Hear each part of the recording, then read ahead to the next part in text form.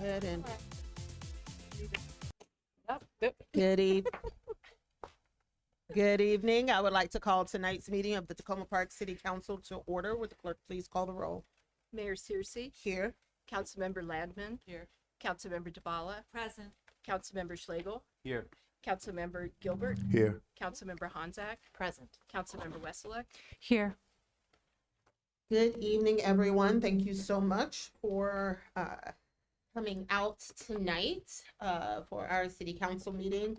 And I'm very excited that we have lights tonight.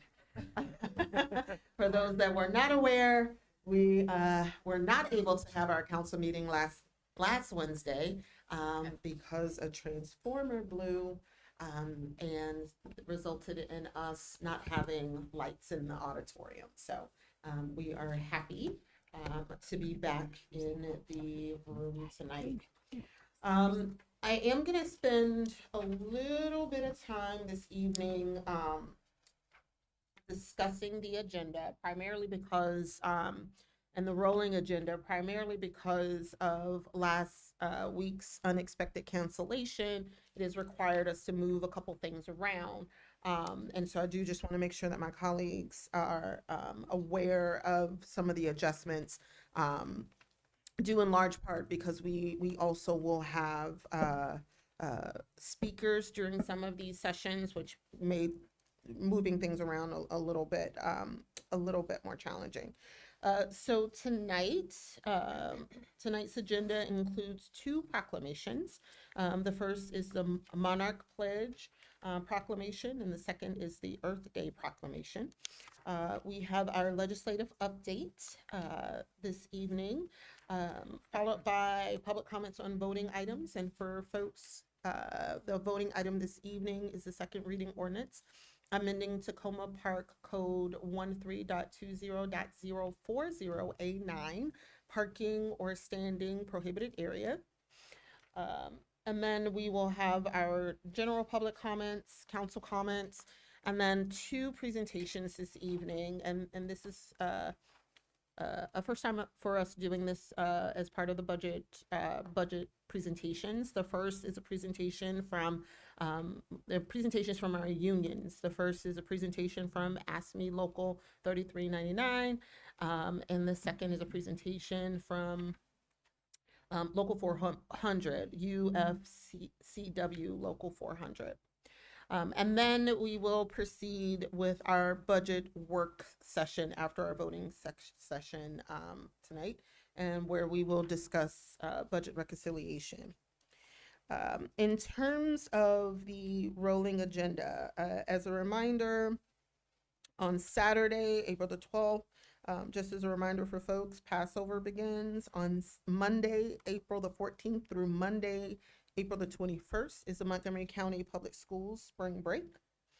On Wednesday, April the 16th, we will have a for the record, and we'll be introducing our Montgomery College Scholarship recipients. So for newer council members that are not aware, the City of Tacoma Park offers a scholarship to our Montgomery College students that have a connection to Tacoma Park.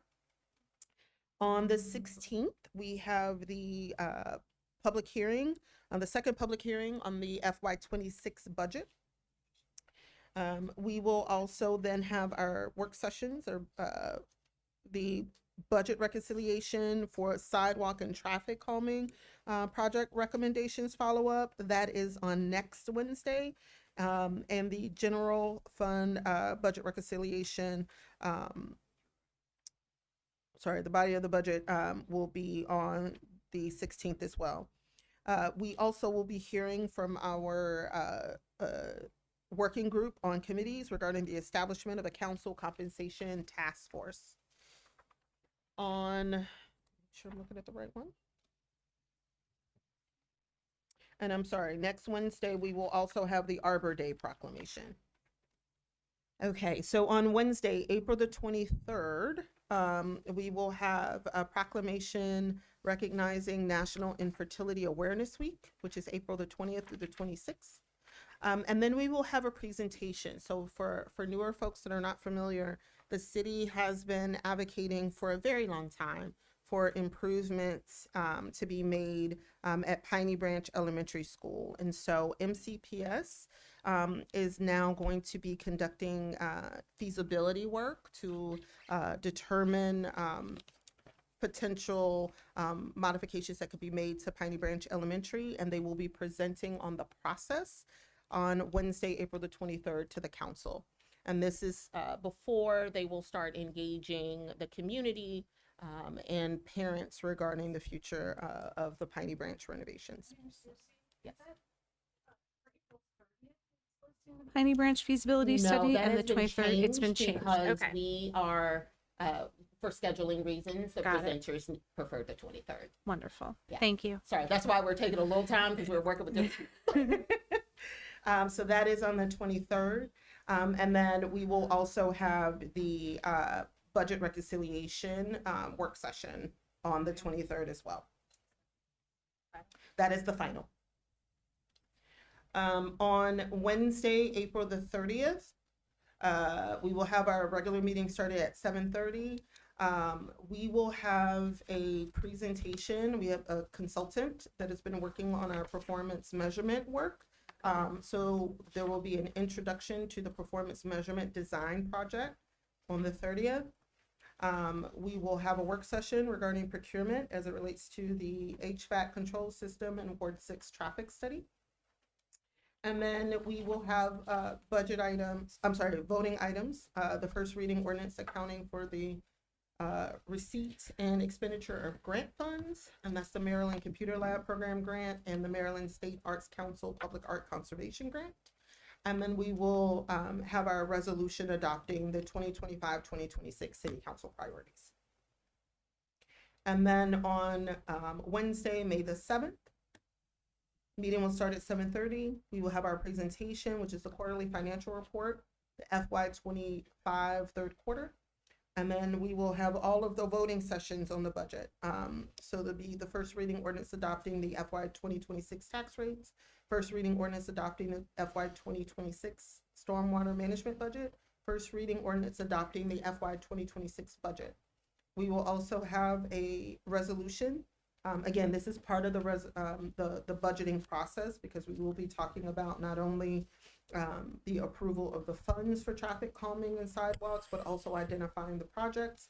So there will be a resolution identifying the FY26 traffic calming and sidewalk projects. And then we have a second reading ordinance accounting for the receipt and expenditure of grant funds. Again, that's for the Maryland Computer Lab Program Grant, the Maryland State Arts Council Public Arts Conservation Grants. And then we have a consent agenda that evening, and that is for the single reading ordinance awarding a contract for the HVAC control system, and a single reading ordinance awarding the contract for the Ward 6 traffic study. And that takes us well in advance. So again, to the audience, just apologize, we needed to take a little extra time in light of some scheduling changes that had to occur. And so with that, I'm going to move to our proclamations this evening. So the first item is the Monarch Pledge Proclamation. Proclamation designating April the 10th, 2025 as Monarch Day. Mayor's Monarch Day. Is it Mayor's Monarch Day? I think so. Whereas the monarch butterfly is an iconic North American species whose multi-generational migration and metamorphosis from caterpillar to butterfly has captured the imagination of children and adults alike.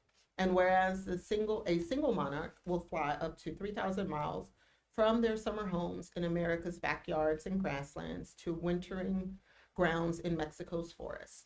And whereas we await the first annual sighting of the monarch butterfly in the city in the coming days.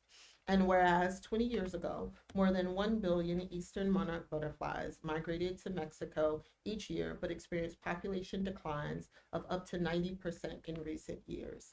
And whereas the U.S. Fish and Wildlife Service has proposed listing the monarch as a threatened species under the Endangered Species Act. And whereas cities, towns, and counties have a critical role to play to help save monarch butterflies And the city of Tacoma Park plays an active leadership role through stewardship of its properties. And whereas every resident in Tacoma Park can make a difference for the monarch by planting native milkweed and nectar plants to provide habitat for the monarch and pollinators in locations where people live, work, learn, play, and worship. Now, therefore, I, Talisha Searcy, Mayor of the City of Tacoma Park, do hereby proclaim April 10th, 2025, Mayor's Monarch Pledge Day, and hereby encourage city staff and residents to take actions to support monarch conservation.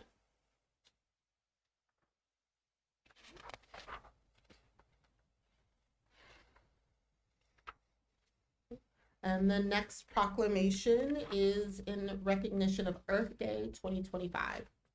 Whereas Earth Day was first celebrated on April the 22nd, 1970, and today is observed throughout the month of April as Earth Month. And whereas new and continuing challenges, including climate change, pollution, sea level rise, and loss of forests, wetlands, and other wildlife habitats, reinforce the need for adequate protections for the air we breathe, the water we drink, the land we inhabit, and the animals we live alongside. And whereas recent reports from the International Panel on Climate Change, IPCC, and the National Climate Assessment have made clear that we are in a global climate emergency by documenting the extent, speed, and acceleration of global climate change and planetary warming and their dramatic effects on our Earth. And whereas the most vulnerable populations, which are often Black, Indigenous, or people of color, will be disproportionately impacted by the effects of climate change, exacerbating unemployment, displacement, and homelessness. And whereas communities, neighborhoods, and residents most vulnerable to climate impacts tend to be the least prepared to manage and recover. And our youth in particular will see the long-term results of a dramatically changing climate. And whereas the city of Tacoma Park declared a climate emergency on March 13th, 2019 via resolution 2019-15, and a climate emergency response framework for Tacoma Park was adopted March 4th, 2020 by resolution 2020-6. And the city of Tacoma Park commits to aggressive climate action goal of achieving net zero emissions by 2035. And whereas current politics and actions at the federal government level have resulted in significant reductions to vital programs and offices dedicated to addressing climate change, and communities across the nation are facing the growing impacts of environmental challenges, while these cuts undermine our collective efforts to protect health and safety of our residents. And whereas Earth Day reaffirms our responsibility in the global effort to combat climate change and protect our planet for all. Now, therefore, I, Talisha Searcy, Mayor of the City of Tacoma Park, hereby proclaim April 22nd, 2025 as Earth Day and the month of April as Earth Month in the city. It is critical for all levels of government to work together in confronting the climate crisis, and we urge a renewed commitment to policies that invest in sustainable solutions, resilience, and innovation to safeguard our future. Local governments are on the front lines of climate action, and we remain dedicated to fostering environmental stewardship and public well-being in the face of these unprecedented challenges. And with that, I am going to see if Anne is with us this evening. I am. Wonderful. So we're going to move to our legislative update, and we are joined by Anne Seacott. Good evening, everyone. Yes. Good evening. We are, as I know the council and mayor know, we are finished with the legislative session. It ended Monday at midnight. And we ended the session with some good wins, a few disappointing losses. I will say that overall, there is just growing concern about the impact of federal action on the state, on people that live here, and certainly on our budget. The impact of especially workforce issues, firings and layoffs, and buyouts and the like, and what that's going to do generally to our economy, to our budget, and what it's going to do to families and communities. So all the various actions that are potentially coming are certainly giving a lot of lawmakers a lot of pause about celebrating too hard about some of the things that they were able to accomplish this session. So, and I want to say specifically with the District 20 representation in Annapolis, Senator Will Smith, Delegate Lori Charkoudian, Delegate David Moon, Delegate Janelle Wilkins really have come through for the city as they usually do. And that was monetarily in support of the city's request for capital dollars for the Department of Public Works design project, and they fully funded it. The request was for $263,000. So that was something, especially in a very tight budget year, that was really a big win, and a lot of thanks are due to the District 20 team. On the legislative front, we had wins with items such as bill related to sidewalk repairs and the prioritization of those sidewalk improvement plans. With in the realm of environmental bills, there was a bill related to building performance, energy performance standards that passed, a climate change bill related to greenhouse gases that passed. A lot of them, the environmental bills, but a lot of bills were much scaled down because of the budget constraints that face it. Just a quick reminder that we came into the year with a $3 billion budget deficit.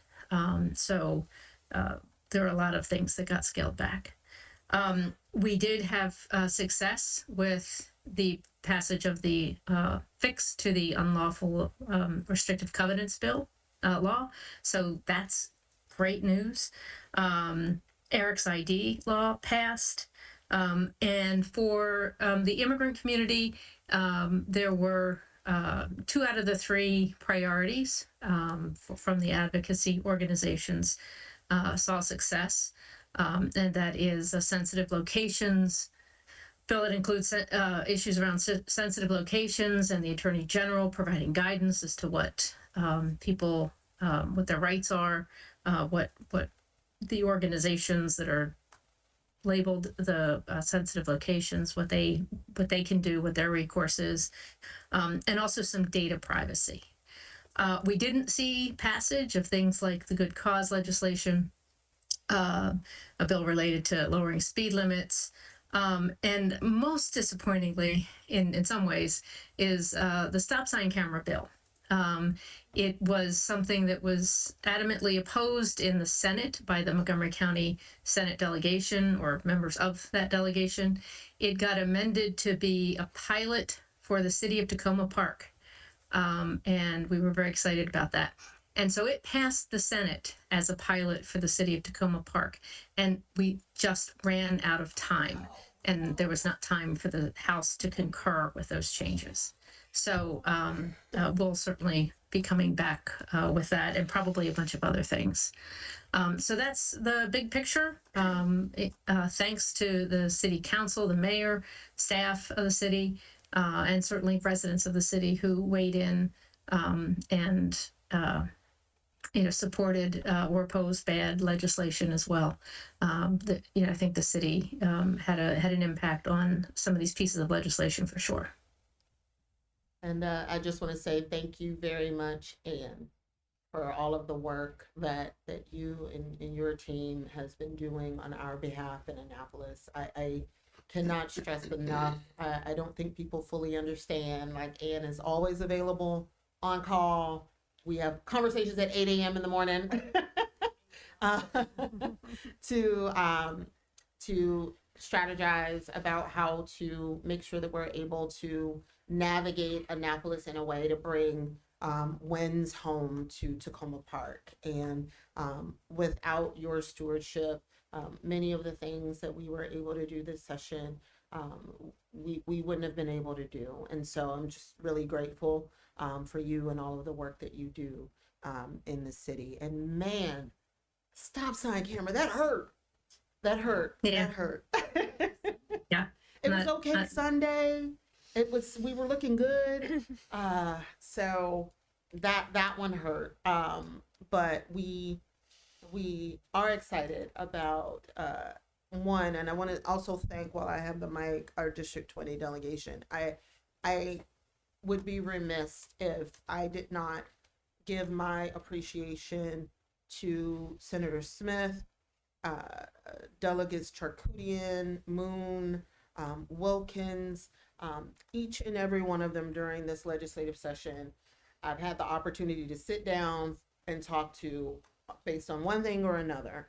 And the fact that they were able to not only work with us to pass some bills that may have some potential cost savings for us, like the restricted covenants work, but also to really push to get us the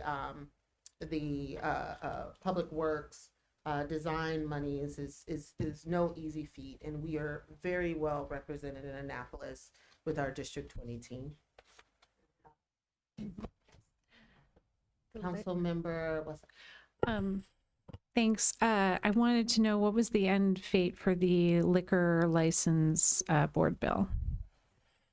So that bill did pass the House, but it did not get through the Senate. There's definitely some opposition within the Montgomery County delegation on that bill.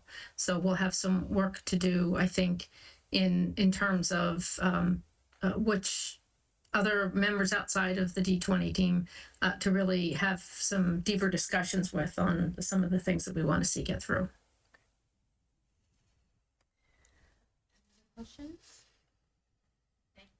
All right. Thank you very much.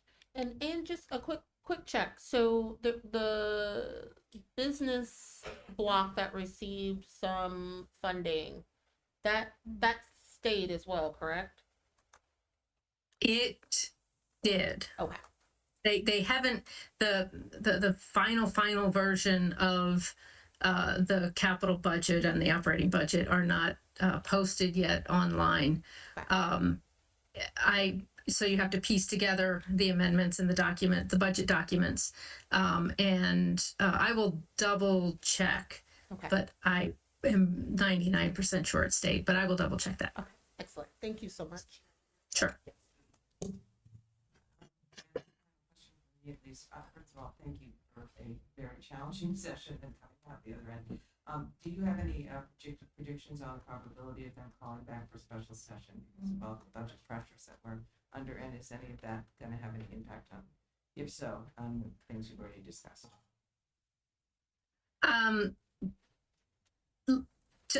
Everybody's talking about it. Everybody's talking about the likelihood of there being a special session to deal with both budget and other items that might happen. You know, if something dramatic happens to funding with Medicaid or Medicare or housing, at the Federal Department of Housing, there definitely could be other things that the state would feel a need to address.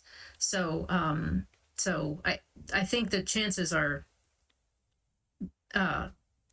good, just in terms of the odds are high that the General Assembly will need to come back together for budget or policy changes.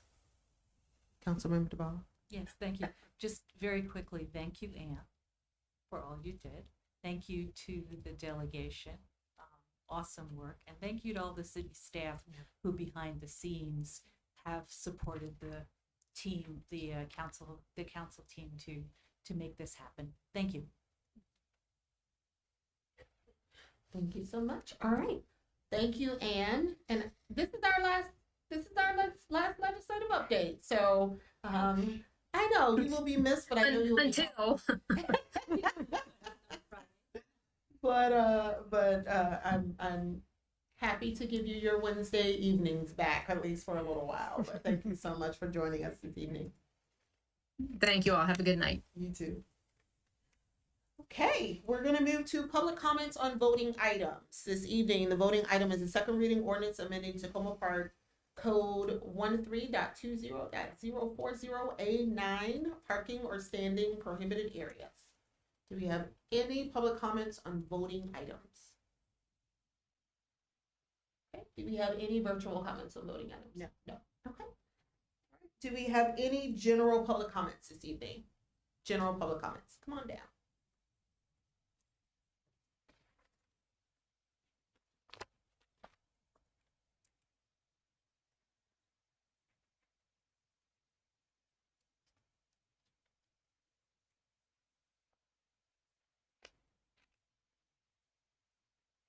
Good evening, my name is Mark Holloway, I live in Ward 1.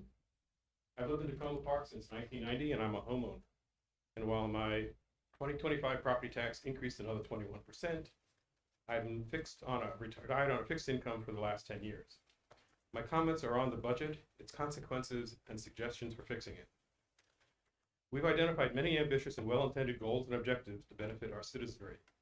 However, we are in a situation where our reach far exceeds our fiscal and functional capabilities. Bottom line, we cannot and should not attempt to do everything for everybody. We need to separate needs from desires, do fewer things well, and leverage what others can do better. The council priority list should direct changes in the mix of services over time, rather than simply add on more burden when increased revenues are so tenuous. We must admit we don't have critical mass of money or employees to effectively run all the desired programs.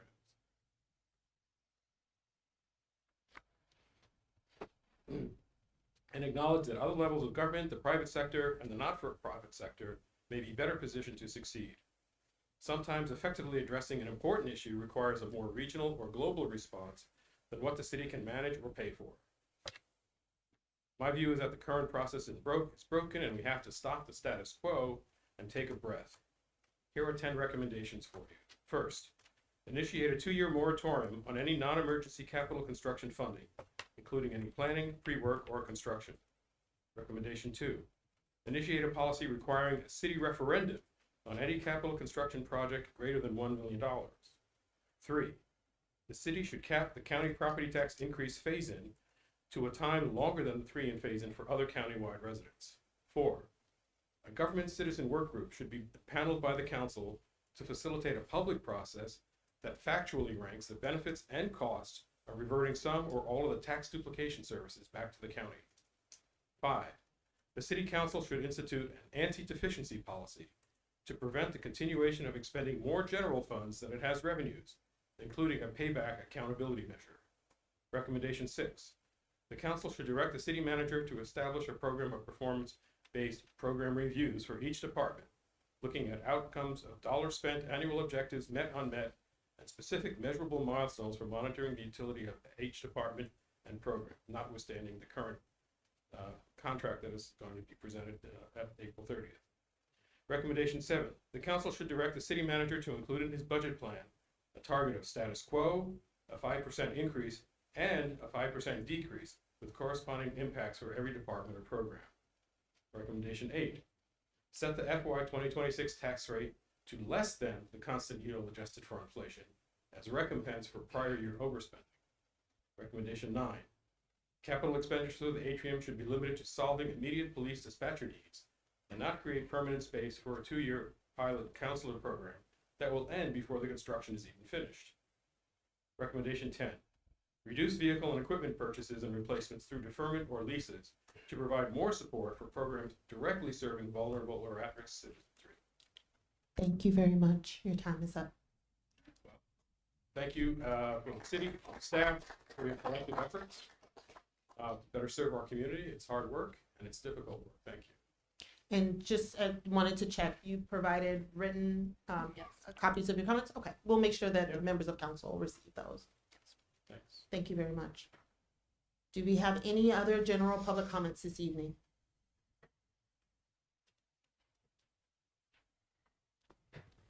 Good evening. My name is Milford Sprecher. I've lived in Tacoma Park since 1984. I live in Ward 1 and previously lived in Ward 3. I've served on the Personnel Appeals Board, the Revenue Advisory Committee, and the Committee on the Environment. I have experience in municipal finance and budgeting and was a longtime member of the Government Finance Officers Association before I retired. We moved to Tacoma Park because of its quirky nature, relatively reasonable housing prices, proximity to the metro, and its interesting housing stock. It's been a great place to live and raise a family. I've also appreciated the services provided by the city that have kept us safe and maintained the quality of life we've come to expect. I began to pay more attention to city finances with the construction problems and cost overruns associated with the community center and more recently with the library. It seems as if the city has aspirations that it does not have the capacity to execute. Tacoma Park residents pay the highest property tax rate in Montgomery County, almost twice what Rockville residents pay. The city has approved budgets where expenditures exceed revenues in 14 of the last 15 years. City staff has grown while the population is not. Tacoma Park professes to promote inclusiveness and concern for the less fortunate, but our fiscal policies do not reflect that by increasing the tax burden, which is reflected in rents and property tax bills, creating a greater burden for our residents.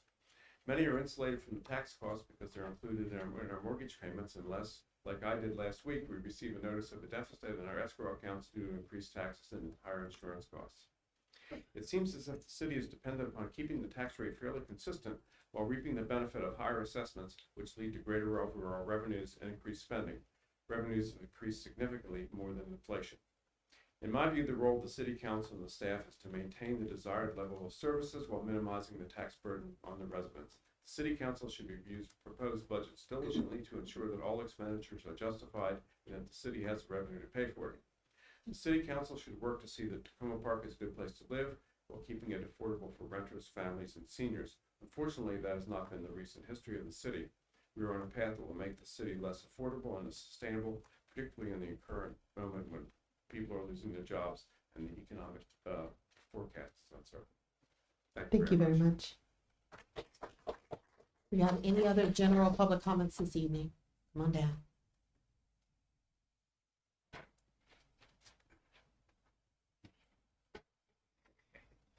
Yeah, good evening, Mayor Sessi and the City Council member. My name is Ambrose Adose. I am a resident of Owasi, speaking tonight on behalf of CVT, Community Vision for Tacoma Park. We urge the council to remove the $85,000 in proposed fiscal year 26 budget for a consultant to do a policy analysis of our rent stabilization law and to recommend a revision. Instead of this $85,000 analysis, we ask the council and the staff to honor the housing priority that the last council set for staff in the unanimous October 2024 motion. At that time, council instructed the housing staff to turn its attention to proposing changes in landlord-tenant chapter in the housing section of the city's municipal code. The council asked the staff to focus on proposing ways to improve tenant protection, especially to prevent tenant displacement and also to address quality of life issue in a rental building. That work is the urgent priority. 44% of the city's residents rent their home. We feel strongly that any review of a city law and the program that affect the city rental needed to include early and extensive community engagement, especially with a tenant, before any changes are officially proposed. Thank you for giving me this opportunity to share public comment. Thank you very much. Thank you. You have any other general public comments?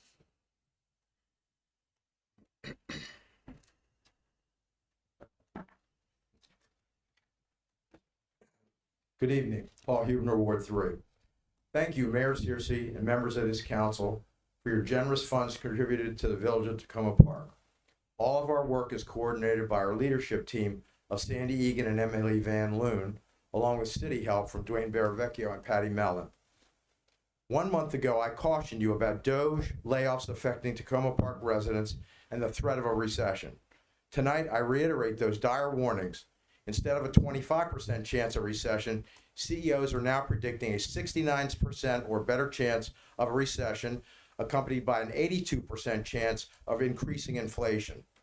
Last week, the stock market lost $7 trillion in value, which is and will continue to affect pensions, 401ks, and wealth generally. For comparisons, I remind you that all COVID relief totaled $5 trillion and total ARPA funding was $1.9 trillion. Exacerbating the threats of inflation, rising unemployment, and declining consumer wealth, which accounts for 70% of the U.S. economy, is a global trade war. While Trump backed down today on most reciprocal tariffs for 90 days, he raised tariffs on China from 104 to 125%. Locally, Maryland has a $3 billion deficit, and Montgomery County has a $3.3 billion deficit. The county executive is recommending a 3.5% tax increase. As our elected officials, you bear a heavy burden. Fiscal allocation is where you have real power to protect the city in these troubled times. Take budgeting as seriously as you do your constituent services and communications. You must find ways to honor your current contractual obligations and protect our rank and file workforce. We must also protect our residents, both middle income and those economically burdened, including those who have recently lost their jobs. 20% of Tacoma Park homeowners and 47% of our renters were already housing burdened, meaning they spend 30% or more of their gross income on housing, including taxes. That would be 2 of the 10 of you if you were homeowners, and fully half of you on the dais if you were renters. A great number of our seniors are widows and are single-parent households who are caring for others. Some will abstain from medications to pay for their housing, and others rely on Meals on Wheels, a program that may be canceled by DOGE. These are not theoretical issues. We need to live within our means. Demand a budget that is no more than projected revenue. Curtail expenditures and fulfill your commitment to fiscal sustainability. Pay special attention to capital projects as costs will increase with the trade war. Find the balance that the mayor has espoused and balance the wants of the few with the needs of so many, many of whom have no other recourse. Thank you. Thank you very much. Do we have any other general public comments this evening?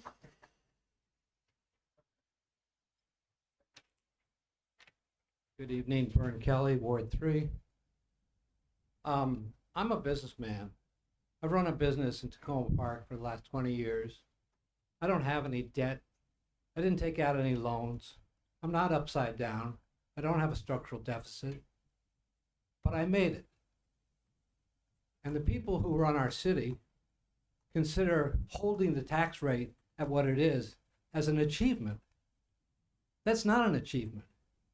The top 10 people, between the 5 in the police department and the 5 in the city administration, make over $2 million a year. That's absurd. I'm sorry. Nothing against you personally. But I would be glad to do your jobs for half the price that we're paying you. I would like to see the city make radical changes. And part of that is to not build anything, put a moratorium, until we get our house squared away. I'm sorry, I want the police to have better quarters, but I'm also sorry because I don't want to staff a library. I want the Montgomery County to staff it. If we build a better police department, I want Montgomery County to staff it. If we're going to build a rec department, I want Montgomery County to build it. We are in the wrong business, and you all are failing us. Not the current council. You, the council, and our representatives are the people who have to demand what I'm asking for our city to be a place where people on fixed incomes, I just retired, and a lot of other things, what Paul just said. You have to get at it. And one thing, it's a small thing you could do, but yeah, we should have parking meters in the city lot up there at the co-op with exemptions for people, seniors, or people who need them. But we need to get creative about creating revenues and stop hiring new people, buying new cars, and funding new projects. It's out of control, and you guys are responsible. And you don't need 3 assistant city managers. You don't need 2 assistant city managers, and you don't need a manager that's paid as much as he is. He wasn't paid that much in Rockville, and there's like 10 times more people, and this is very upsetting to me that none of us are care to the point of my passion or the passion of the people on the budget committee that they're doing a bravo job. And it's status quo. Every time I come here or read about it or follow you, I love my city. I moved here in '83, okay? And I do a lot of public service for this city. And I don't want people to not be able to move here, and and another thing is not installing adequate public facility funds. We could have made builders who are making these absurdly large houses to pay more for the occupation of all of our services. Thank you very much. Thank you very much. Do you have any more general public comments this evening?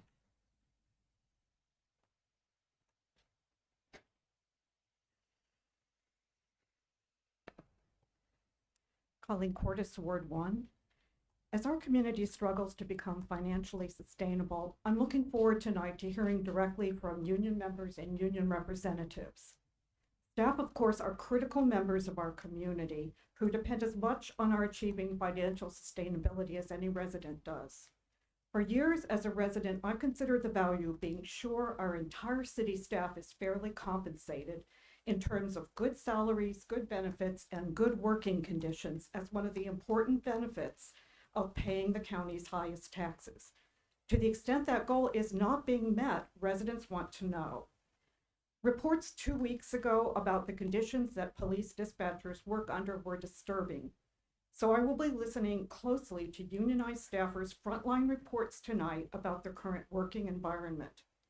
Just as many residents have stood for years in solidarity with the city's unionized staff, supporting their interests, this year I would ask city staff to stand in solidarity with the many residents who are economically stressed, the many federal employees or federal contractors who have lost their jobs or fear losing them soon, young families stretching to pay very high mortgages, and older residents on fixed incomes also stretching to pay already high property taxes. I hope our entire community, staff, council, residents, and local businesses can all work together to move the city to financial sustainability while respecting every member of our community's needs. That requires us to work together to identify the wisest, least painful ways to achieve our goals, certainly including good working conditions for all city staff, while still living within the limited means of our small city of just 17,500 people. Are there ways, for example, to provide good working environments for all staff that prioritize meeting all pressing needs immediately while holding off on other portions of proposed capital projects that might be ideal if the city was flush with cash but are not necessary? Our union members need to be heard on this question. I look forward to listening and learning from tonight's presentations by the city's 2 unions. Thank you. Thank you very much. Do you have any other general public comments this evening? Come on down, come on down. Come on, come on.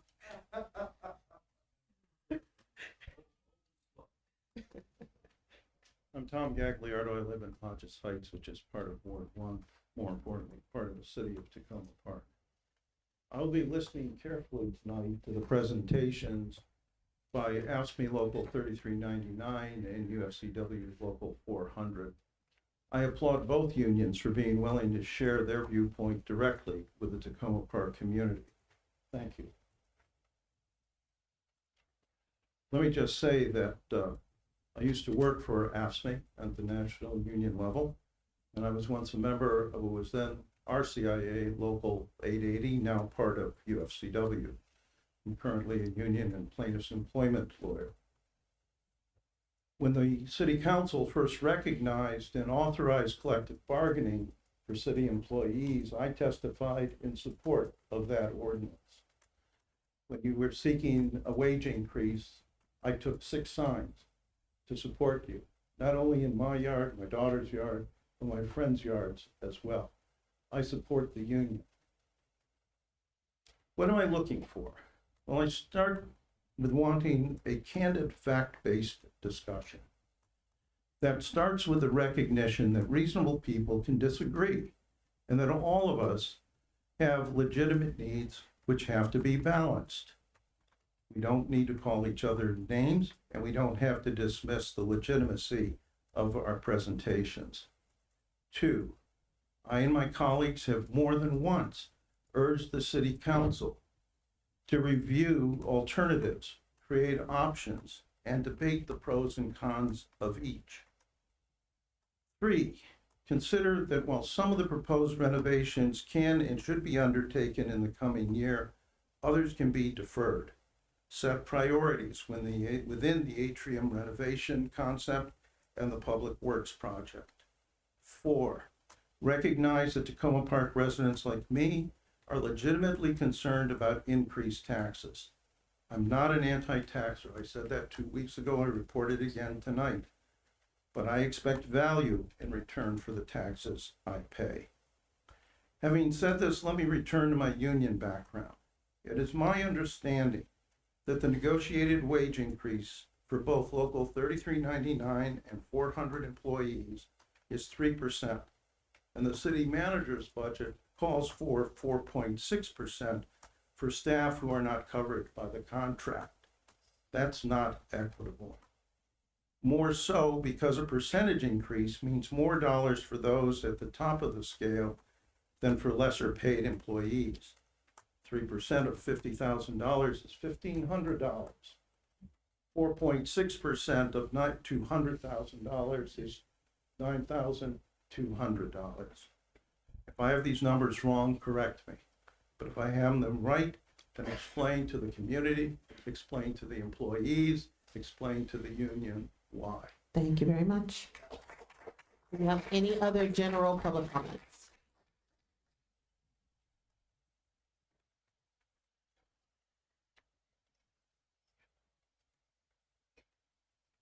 Good evening all, David Reed, Ward 2. I'd like to express my appreciation for those who 2 weeks ago advocated for improving the working conditions of dispatchers in the ground floor of the community center. And I'd also like to thank Rob DeSpirito, our city manager, and Dale Braithwaite, director of DPW, for taking the time to guide several of us through the requested capital improvements at the DPW facilities. I emphatically support immediate steps to remove the threats to the safety and well-being of city employees and to underscore my personal solidarity with union workers and their rights to dignified working conditions and guaranteed wage increases. At the end of our tour of the DPW facilities, I commented, it's evident that the requested capital improvements are justified. But being justifiable does not mean that they are affordable. Committing the city to $2 million plus construction projects at this time does not carry us closer to charting the course to a sustainable future, as the FY26 budget book is titled. In the current financial context, those projects could carry us in opposite directions, all the while locking us into the city's high tax burdens. I am encouraged by the proposals offered by council members and residents that could immediately alleviate the unacceptable conditions facing police dispatchers.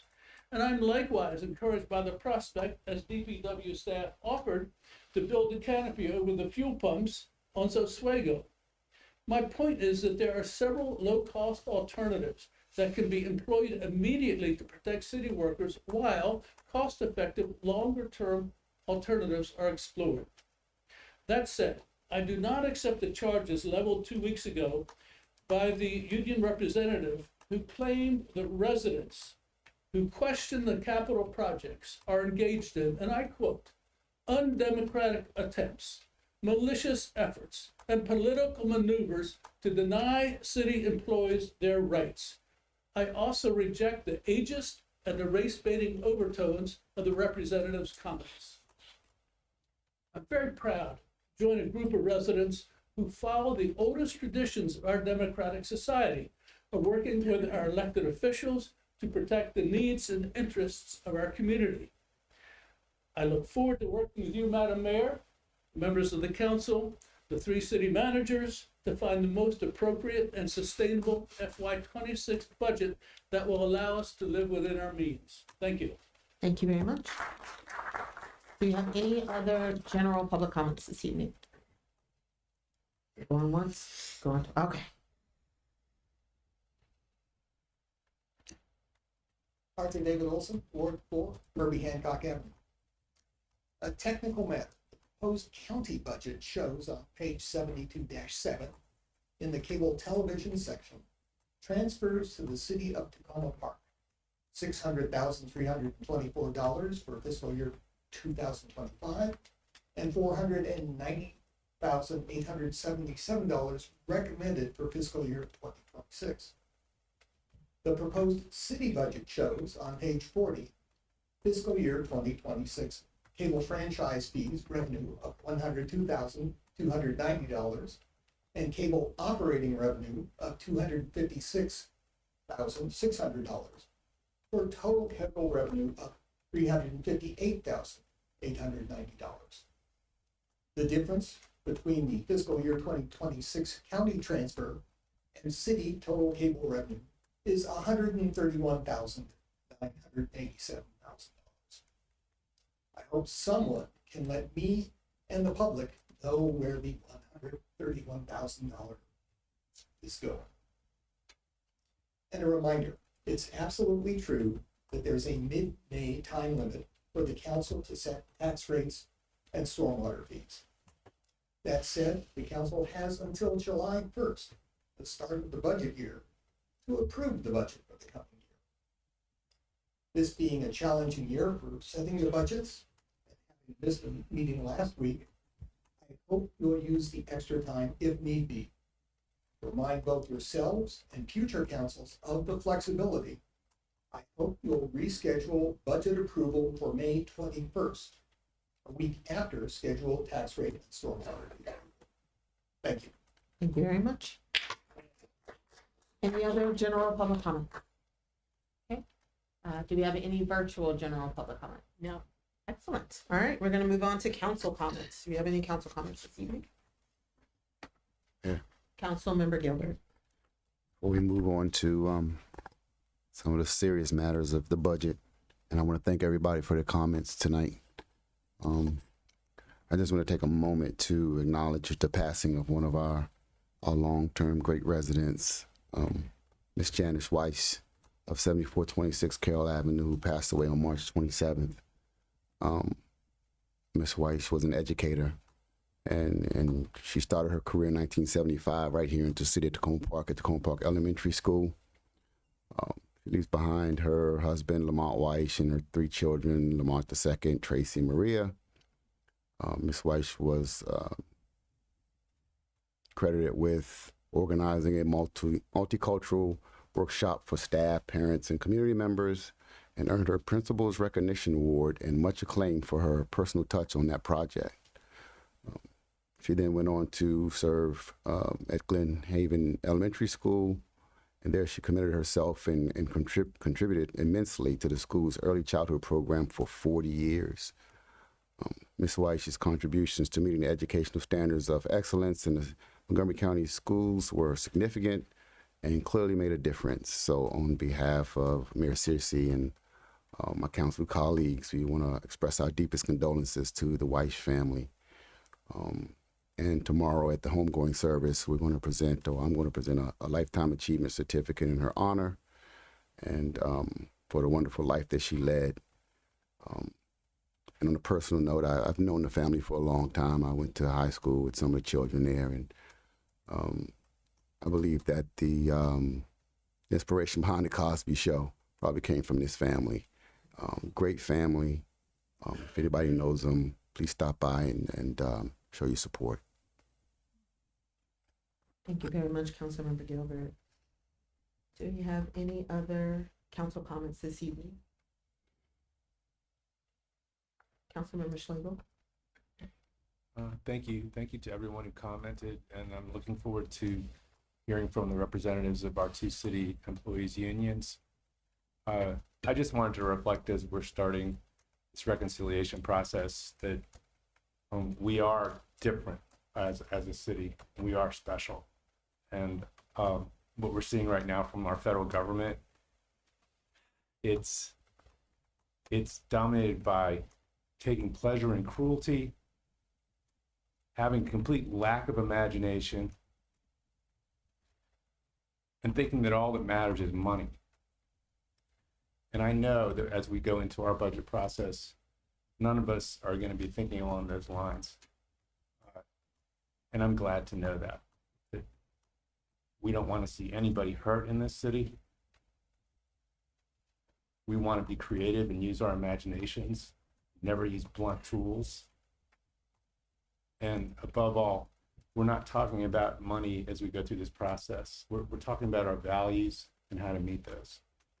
So I look forward to the process. Thank you. Thank you very much, Councilmember Schlegel. Any other council? Hey, that's why I waited. That's why I waited, because I knew it was gonna happen. Councilmember DeBala. Thank you. Hello? Mike? Mike, there we go. Thank you all for coming out, and I'm looking forward to hearing the union presentations. Thank you all for coming out.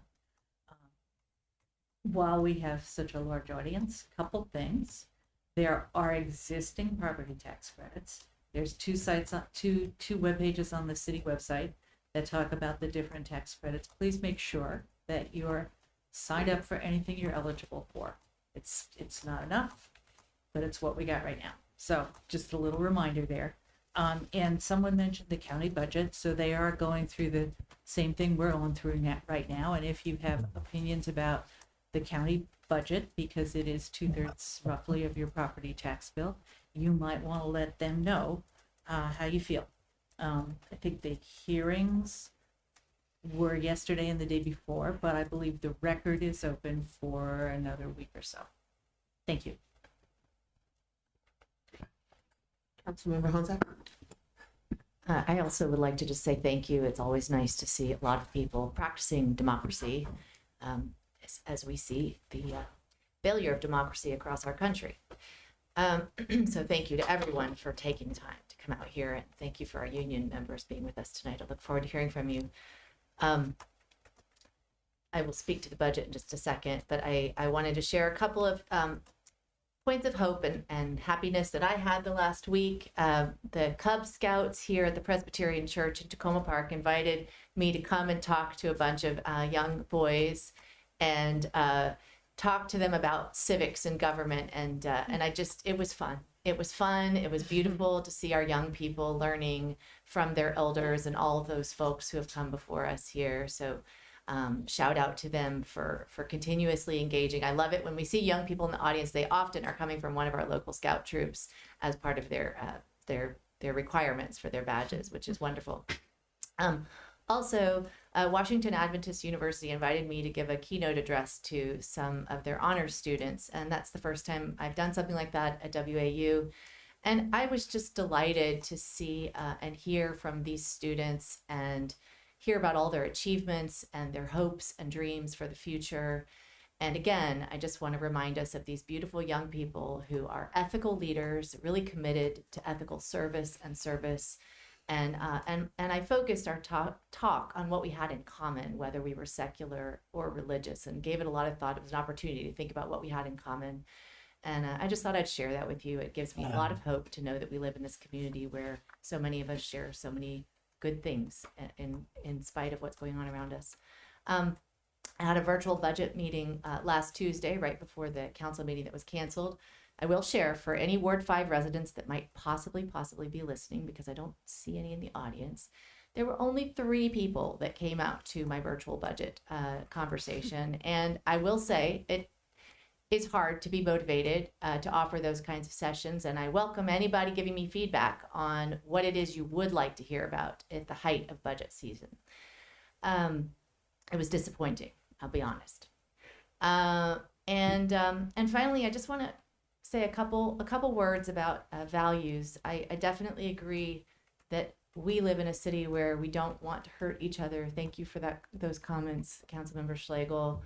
And we definitely don't want to use blunt instruments. And it's one of the reasons why I really, really appreciate the approach that our still newer city manager is using to setting up the budget for this year.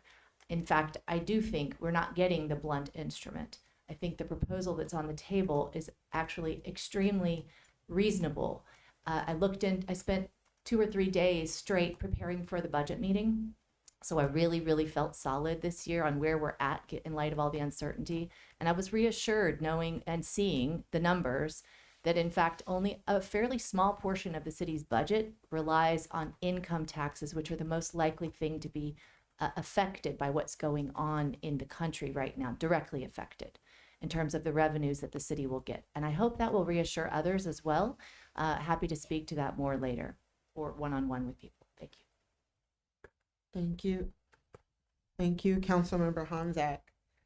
Any other comments? Councilmember Lamb.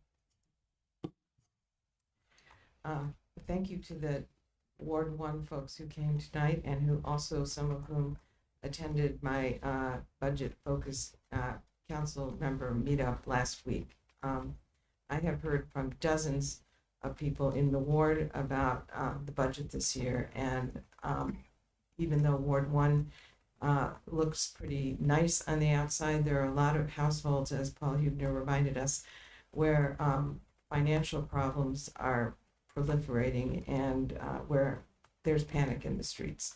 And so I very much appreciate the approach that the city manager has taken this year to the budget in a number of respects, and one of which is to be conservative in making estimates about what revenues are going to be and to try and ensure that we have an adequate unassigned reserve so that we are hopefully not going to be teetering on the brink. That doesn't mean that there aren't still lots of opportunities to look for ways to reduce the burden to the degree that we can, honoring our commitments to our union employees and so on. So this is going to be a challenging couple of reconciliation meetings. I hope we will all be reconciled on many levels, personal and professional, by the time that we're done.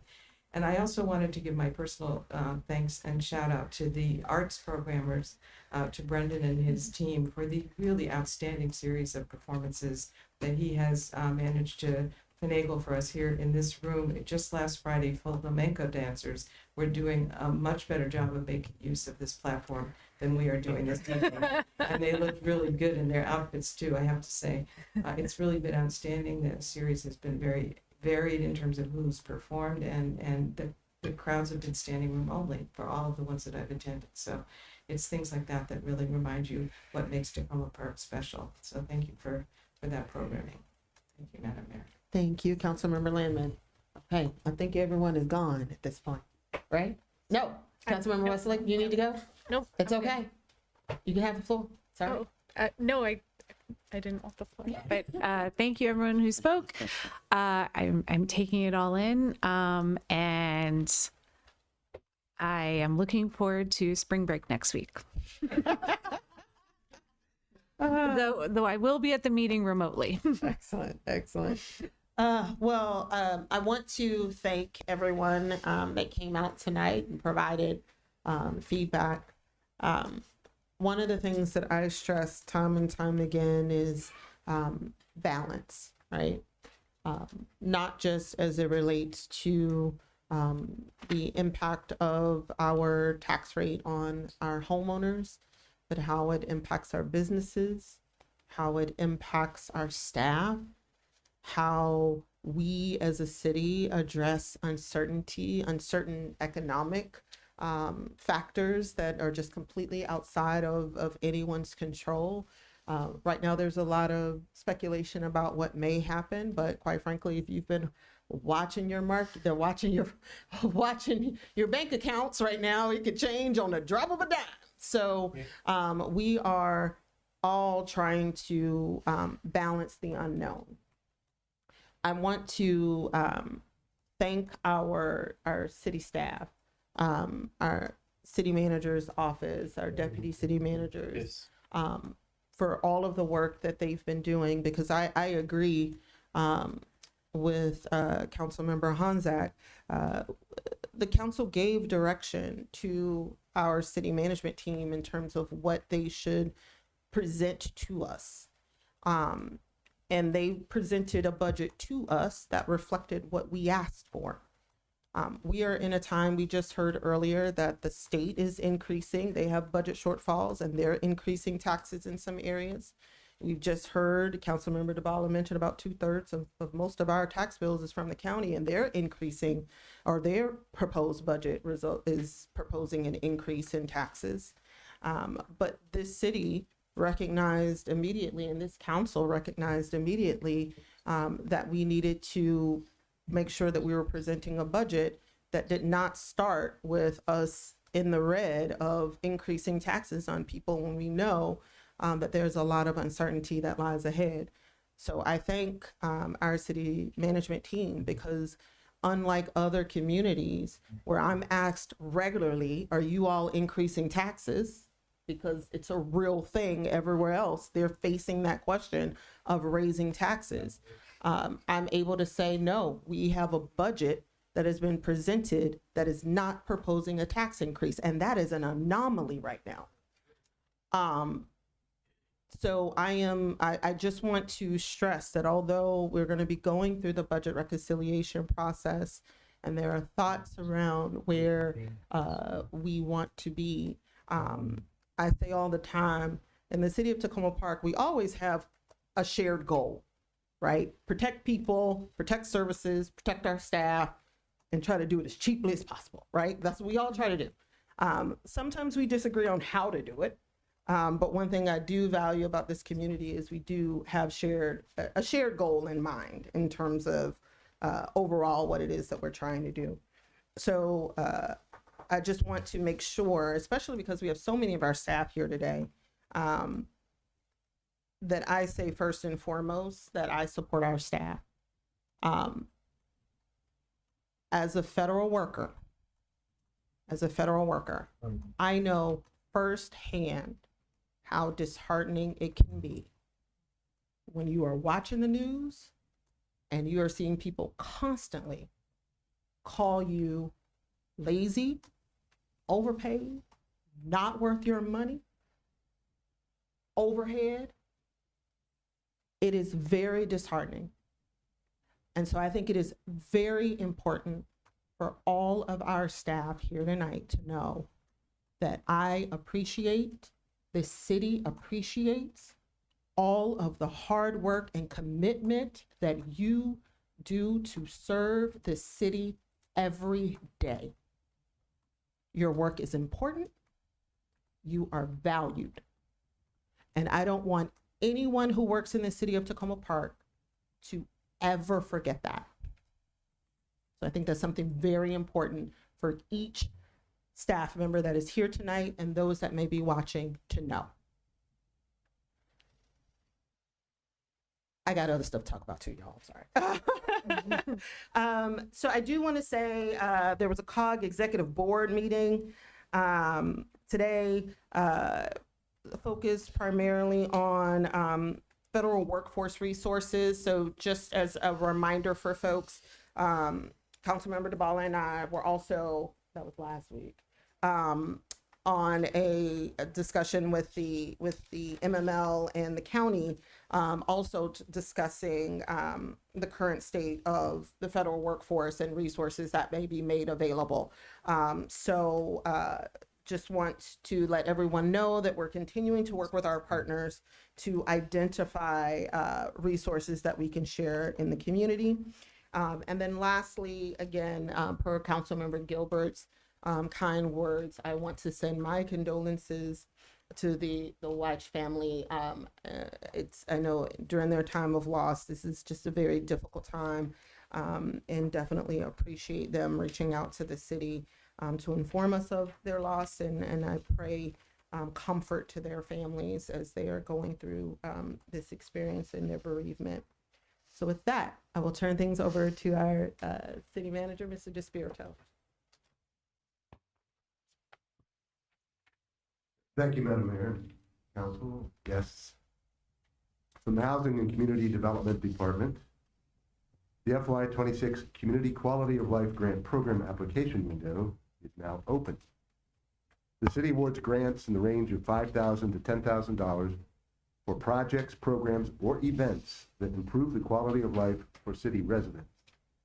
This year, proposals will be considered in the following areas: youth enrichment in the areas of the arts and/or sciences, food insecurity reduction, and workforce development.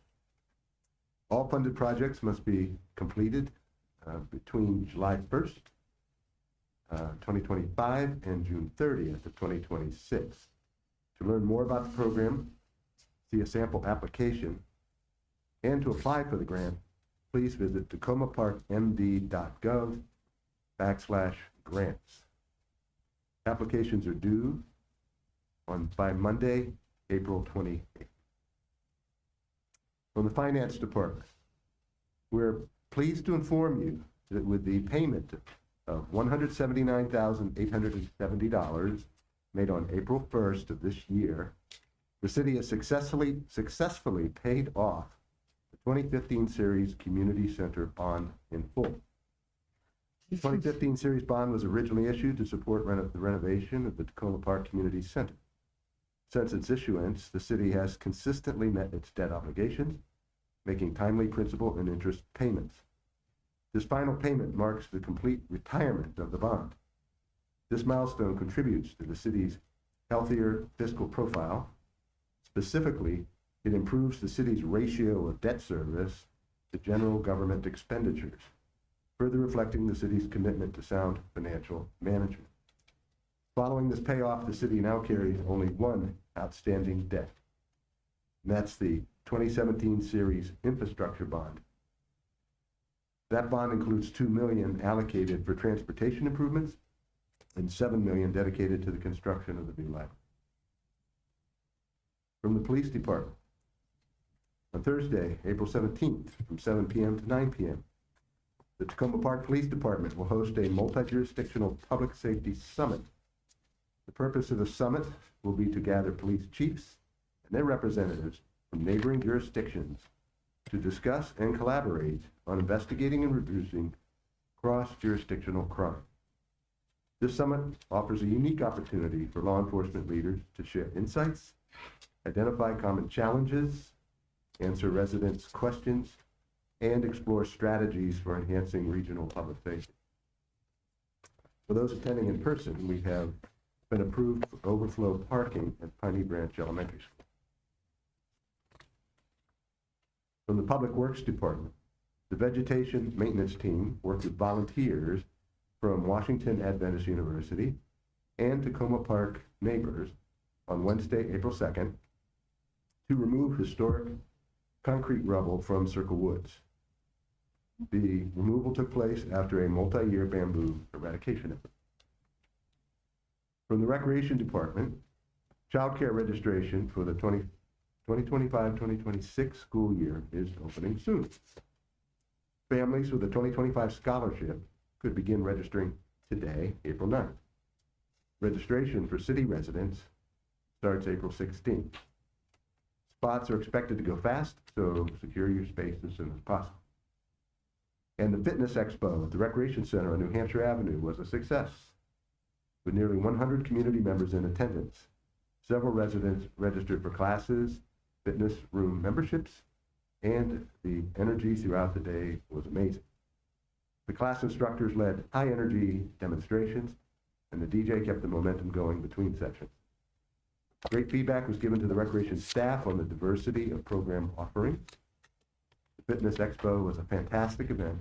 Everyone had a great time. Kudos to the recreation staff. And from the city manager's office, our shout out this week is from the Housing and Community Development Department. A special shout out to Mariama Koroma, our community engagement specialist. Mariama has been working closely with tenants regarding challenges that they are facing and recently closed out 2 very difficult cases, which helped our residents remain in the city and exercise their rights as tenants. Thank you, Mariama. That concludes my report this evening. Thank you very much. Okay.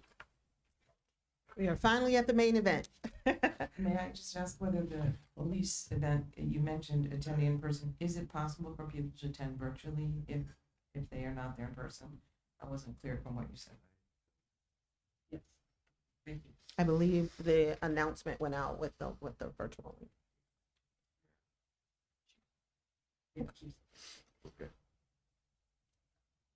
Awesome. Okay, we're gonna move on to our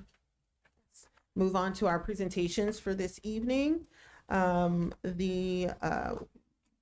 union representatives can come forward. So the first presentation is from ASME Local 3399. Hi, everyone. I'm Brendan Smith. I'm a Ward 3 city resident, City's Arts and Humanities Coordinator, and the president of the American Federation of State, County, and Municipal Employees, Local 3399, which represents most city employees, including a bunch over here. I'm happy to be here for our union's first presentation to talk about the budget, and I'd like to thank the mayor and city manager for working with us to schedule this presentation, and we look forward to it becoming an annual event during budget season. Our salary increases included in our current contracts, so we're not here to talk about wages. We're here to stress the importance of two capital improvement projects in the police department and public works department, which have been delayed for several years and which directly impact the working conditions of many city employees, most of whom are people of color. I'm going to provide an overview for about 10 minutes, and then we'll show a video that includes interviews with city police dispatchers and public works employees and the conditions they're working under, so you can hear directly from the folks who will be most directly impacted by your budget decisions. Then we welcome a conversation with the council on these issues. Starting to see 3 former council members, several members of the Chiefs Advisory Board, and other city residents speak at the council meeting 2 weeks ago in favor of the long-needed renovations in the police department. There is still some public misunderstanding about the purpose and funding for this project, and it's unfortunate it's become known as the atrium renovation because it has almost nothing to do with the atrium. Most of the civilian staff in the police department are members of our union. Dispatchers who answer residents' 911 calls for help are working 12-hour shifts or longer in a dark room the size of a walk-in closet. During the day, 2 dispatchers are sitting almost on top of each other and have to squeeze past each other to complete their duties. There's no air circulation, and the only window is a thick plexiglass screen facing the lobby. There have been ongoing problems with molds and poor air quality that have caused health problems for several employees. The renovation will include a new, larger dispatch center with better workstations and improved air circulation to provide more humane working conditions. 2 dispatchers will speak about the challenges they face, and the video will be shown in a few minutes. The renovation also provided a new ADA compliant restroom, more storage space, and interview rooms where crime victims could privately share their experiences instead of sharing their personal details in the lobby where sound carries through the building. Finally, the renovation would create office space for the mental health counseling program that was recommended 5 years ago by the city's Reimagining Public Safety Task Force.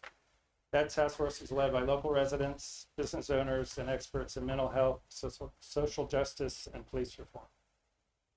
The city now has a pilot program in Montgomery County to provide a mental health specialist to respond on police calls when needed, and that specialist needs office space to continue this important community policing initiative to help mentally ill or traumatized people when they're most in need instead of just arrested.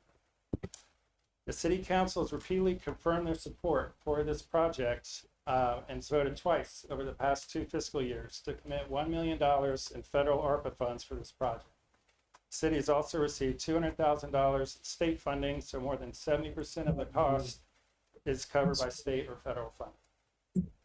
That $1 million in ARPA funds is now coming from the general fund because of ARPA funding deadlines and delays with the library construction, but those funds didn't disappear and are still earmarked in the general fund for this project. I'm a Ward 3 resident, and Councilmember Roger Schlegel has told his constituents that he wants to divert more than $1.1 million in funding for this project and drastically downsize the renovation so it won't meet the existing needs. This would further delay the project and create more unnecessary design and engineering expenses. The city also could lose the $200,000 in state funding if the renovation is downsized, because those funds are contingent on the current scope of the project. We hope the council won't support any effort to defund or downsize this project during budget reconciliation, because it would be a betrayal of the council's repeated promises to provide a safe and healthy work environment for all city employees. A reversal in direction now by the council would betray that trust undermine employee morale, and further increase the already high rate of turnover in the police department. Now I'd like to shift to Public Works, where other critical needs exist. The city budget includes $263,000 for the design phase of some much-needed renovations to improve working conditions that may violate both state and federal workplace health and safety regulations. We believe all city employees deserve indoor plumbing and adequate heating and cooling. It's surprising that we, even have to say that or advocate for that now in the 21st century in Tacoma Park, but that's where we are. The building housing the garage and right-of-way crew doesn't have a bathroom, so employees are using a porta-john outside in the yard. The building is sweltering in the summer and freezing in the winter because of inadequate climate control systems. And you'll hear directly from some Public Works employees about their experiences in our video. The vehicle bays in the garage are too short, so large sanitation trucks can't fit. So mechanics work on them outside in the yard, regardless of whether it's raining, snowing in the winter, 100 degrees in the summer. The city has received notice of a state grant, which is great to cover the entire $263,000 cost for the design phase. So this project should be included in the budget, so those state funds aren't lost. Then more importantly, the city manager and council should focus on allocating the needed funds for construction costs and future budget use. Both the police department and Public Works projects represent major racial equity issues. Almost all of the employees who are facing these substandard working conditions are Black. The council has made pronouncements supporting racial equity, and city resolutions include racial equity impact statements. The council owes the same respect and consideration about how your budget decisions will directly impact city employees who are people of color. Council decides to defund or downsize these projects, then all of those racial equity promises are just empty gestures. Council will be sending a clear message that racial equity only matters for city residents and not for city employees.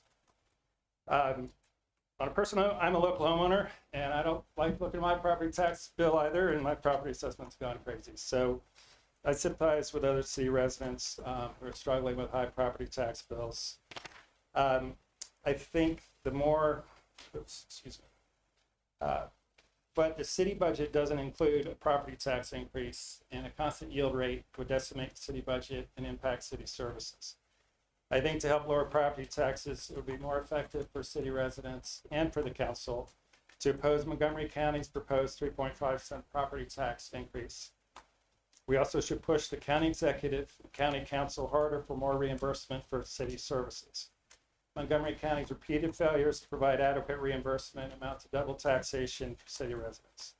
County Council Chair Kate Stewart should be leading this charge, since she is our former mayor who knows the hardships that city residents are facing. So our union members, we keep the city running every day through a wide range of services that most citizens, city residents deeply appreciate. And I deeply appreciate the mayor's comments and support. I would urge all of you to talk to city residents who don't have the time or opportunity to attend these meetings, because their voices aren't being heard, and their support for city employees, I don't think, are being heard either. I wanted to close with a comment from Councilmember Schlegel in a constituent update, where he said, quote, "We have a federal government now that is reductively focused on spending cuts without regard for the impacts on people's lives or on our planet. That attitude obviously won't trickle down to Tacoma Park. But that reductive, dismissive attitude will be flowing up from Tacoma Park instead of trickling down. The council defunds or downsizes these needed renovations that directly impact city employees or people of color." Thank you. So now we're going to show the video, and so you can see sort of correctly and hear from the other employees who are affected. Thanks. Hello, my name is Spade. I've been with the Tacoma Park Police Department as a police dispatcher for the past 3 years. I work in this center mainly doing police dispatch, answering phones for the citizens, for the people that respond to the lobby. The room is very dark, tends to be dusty. There are very damp odors that tend to be in the room. We also tend to have a pretty thick window that makes it very difficult to communicate with the public. The room is very small, and with 2 dispatchers, the alignment makes it so that one person can't move without displacing the other person. Simple things like the equipment that needs to be updated makes it very difficult to communicate both with the public and with the officers, which is a little bit of a hazard. We also tend to be in this room for 12 and some days when we're short, up to 15 hours a day. And when you're stuck in that small dark cubicle, it's a little bit depressing. The desire to come to work would be made easier if you had a more pleasant environment, if you had a welcoming environment, if you had something that looked nicer and smelled better, if you weren't concerned with things like mold or dust constantly. If you are in top shape, which you have to be working in this place, because you never know what sort of calls you're going to get, how you're going to be able to assist the public. You need to be at your best. And I think having a good environment would make that much better for us. My name is Lydia. I'm one of the dispatchers in this department. Oh, the dispatch office is interesting to work in. We adjust a lot as dispatchers. It's very cramped and the setup is not ideal, especially considering the workload that we have and the importance of having somebody staffed here 24/7. You're very close to everybody that you're working with. I would say there's probably less than 5 feet between you and the person that you're sitting next to for hours on end. And that works against us as dispatchers because the layout is not done in a way that's conducive towards making sure you're able to give your full attention to the task that you need to. You have multiple points of view that you have to consider as a dispatcher. You have the lobby window where you're working with citizens in the lobby. You have the radio. You also have a phone that you have to answer. You're responsible for keeping up with. So when you have two people who are focusing on different tasks working so closely together, it makes it so that you talk over each other. You're sometimes yelling over each other if you need to address different people. It's not ideal, and it doesn't work in a way that makes your job easier. You work against it. I think we all do well despite it. It doesn't help. It hinders your workflow. It also hinders the ease in which you're doing your job. Having your support system or somebody working in such a tiny office is great, but it can also make your job more difficult.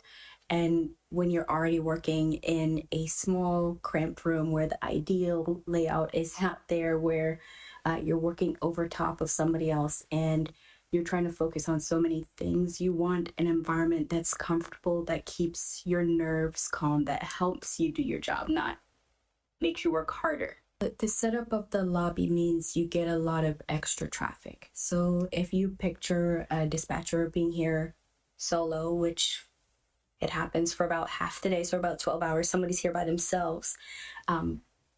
You have somebody on your radio that you need to address at the same time that maybe a phone call is coming in, at the same time that you might have somebody at your lobby at the window. So the setup should work in a way that you can easily access all of those points. And it's not. You're essentially, if I'm answering the phone, I have to turn my back to the window.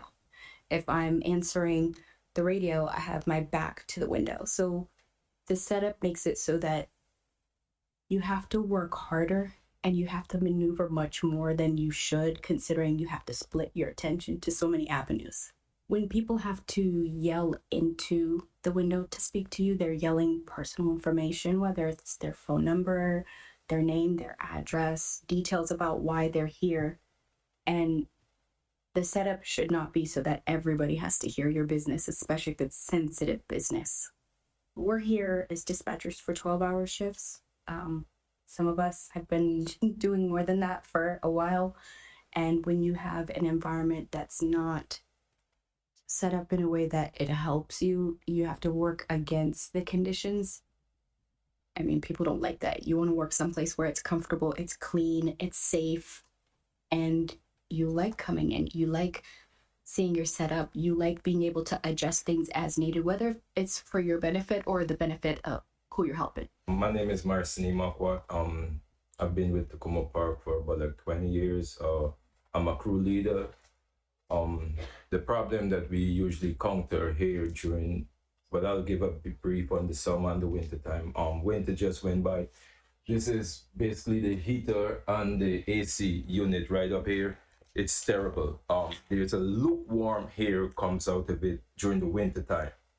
Like if we put it on to get some heat, it does nothing. It really don't warm up the place. We have to go out and buy some portable heater just to keep us warm. Summertime, no AC. We be up in here sweating. It's hot. Sometimes we gotta get the door open just so some of the hot air goes out.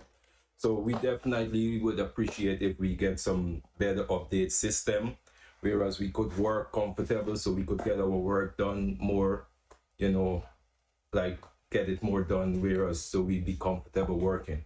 Before the Porta John, we used to have to go all the way over to the male bathroom, the locker room over there.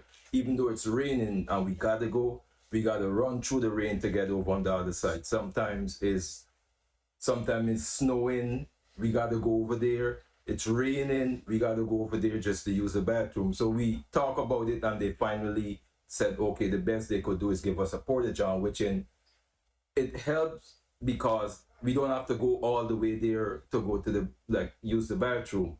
But the Porta John is right out there. It's not the best of it, but it helps a great lot. And during the summertime, if it's really hot and we need to take a shower, there is no way for we to take a shower here. We have to again walk across the parking lot to go to get a shower and all of that stuff. My name is Troy Fingal. I'm the right-of-way supervisor for the City of Public Works right-of-way division. Been with the city this year, 29 years. As you notice, the building is a pretty old building, and we got pretty much inadequate storage spaces. I was fighting for space. The heating and cooling, we don't have central air, and the heating system really sucks. It doesn't work. We've been complaining about that for the longest while. They've been trying to boost it up, whatever, but it doesn't work. And of course, we got some window units, and you see the space. We got a unit in the corner there for in the summer. I mean, if you leave that running Friday all the way to Monday and come back, then it's probably cool down the space, but that really don't work efficiently and effectively. So that's some of the challenges. Bathroom is a big issue because we are at this end of the yard and the bathrooms are way across, at least 300 feet, 400 feet away. So it's a challenge, especially if it's a little bit of rain and the inclement weather, you got to use the bathroom. It's challenging. So through the years, we have complained that we got a Porta John, which is pretty heavily used at this end because, all of us is no longer 16, 17, 20-year-old. Everybody is 45 and bigger. So the bathroom is a necessity. When you need to go, you need to go. For example, there are certain times of the year when we have additional staff, leaf collection. Prime example, we hire about 10 more employees. Can you imagine the bathroom situation? The bathroom situation could really become an issue. Even with the bathrooms over there, it's just become an issue. So that's been one of the big challenges, bathroom, heat, and just the general look of the building. I mean, of course, the front of the building, the front of the office looks pretty nice. Of course, get us into the 20th century. The storage situation, as you see, this is our storage, and we've been trying to build and make things happen for us. I came and made a lot of this facility the way it is, which is, as I said, 29 years ago. It precedes me, right? And we've been dealing with it to make the best use of it, but we need to have better shelving, better everything for storage so we could get our equipment, stored up to date, the new equipment, the big pieces. We got a cage, we try to keep things in there. But if you could get shelves, and we just need better storage. The storage is very inadequate, and everybody who comes around, my boss and everybody would tell you that we need to have better situation.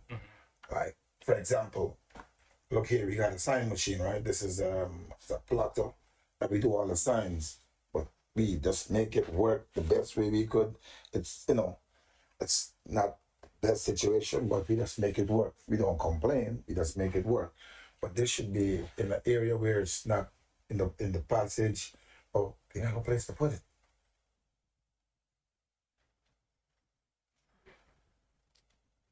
I'd like to thank the employees who shared their experiences, and a special thanks to John Pitt from the City TV crew who shot and edited that video on his own time. So we'd be happy to answer any questions and hear your thoughts about these projects and whether you support them, provide some clarity and transparency, both city residents and the city employees. Thank you very much.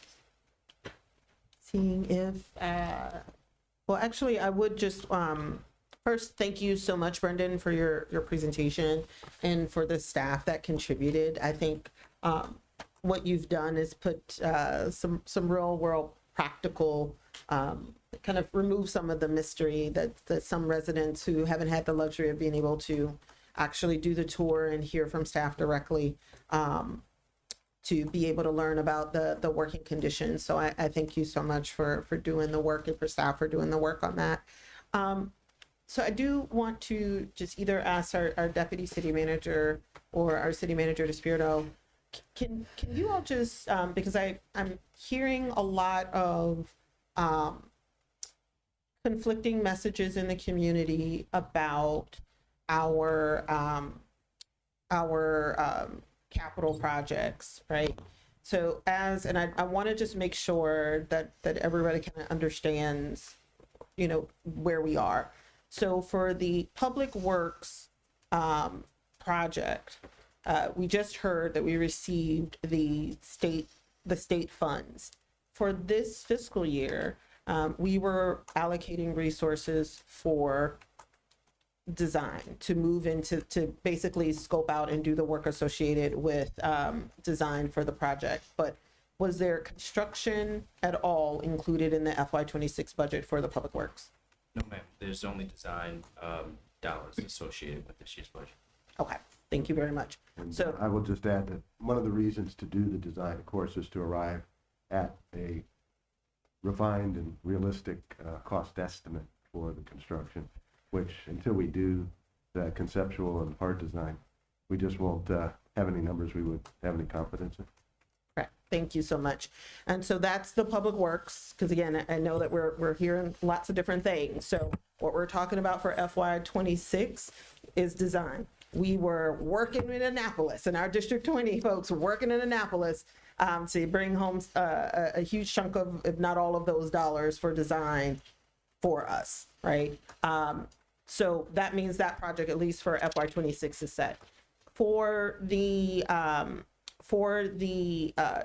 police department dispatch, right? And thank you, Brendan, during your presentation for bringing up the history, because I do think it's something important for residents to understand.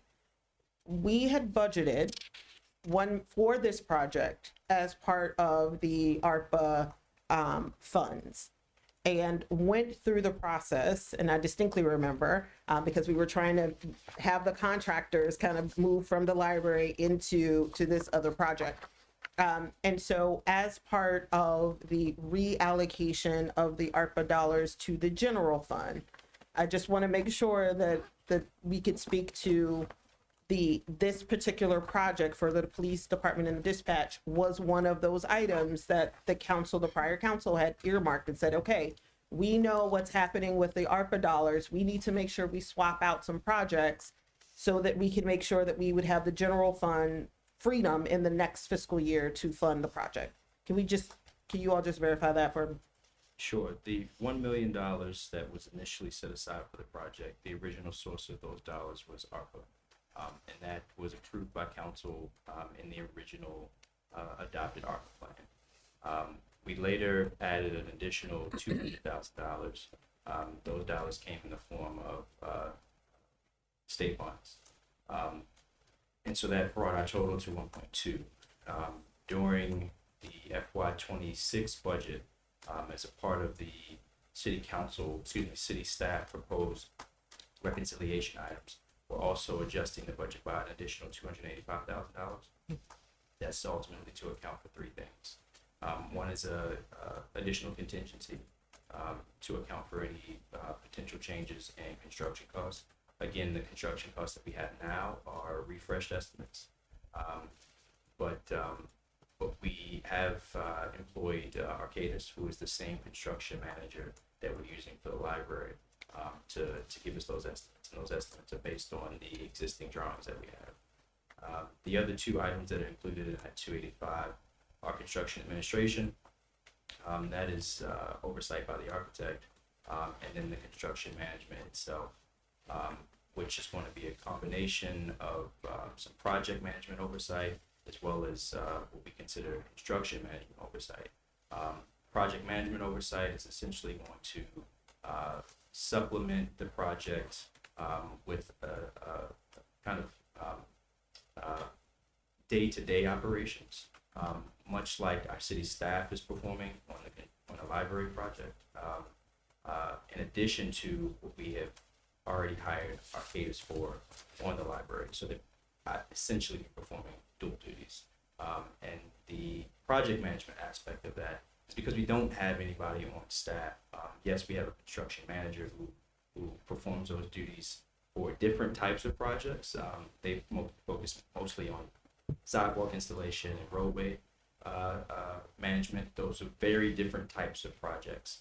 And so we do need somebody with the type of expertise for an infill project with steel infrastructure and renovation experience. And again, that's very different than the type of experience that we have within the city staff. Okay. And you said that was 200 The and total was 285. 285. Okay.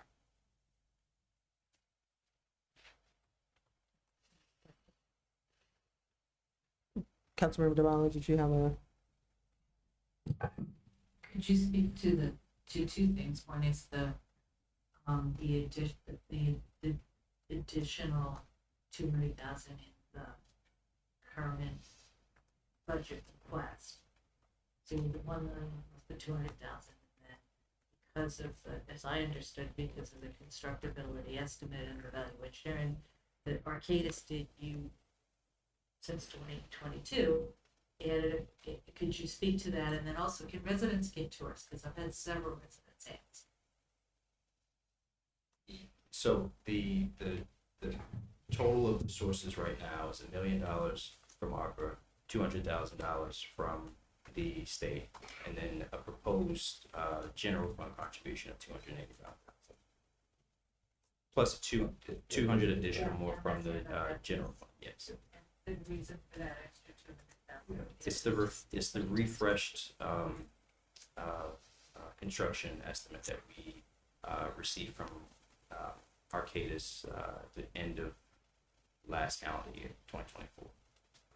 Because this project was designed at least 2 years ago, and we've been waiting, we can only stage one project at a time here on this site.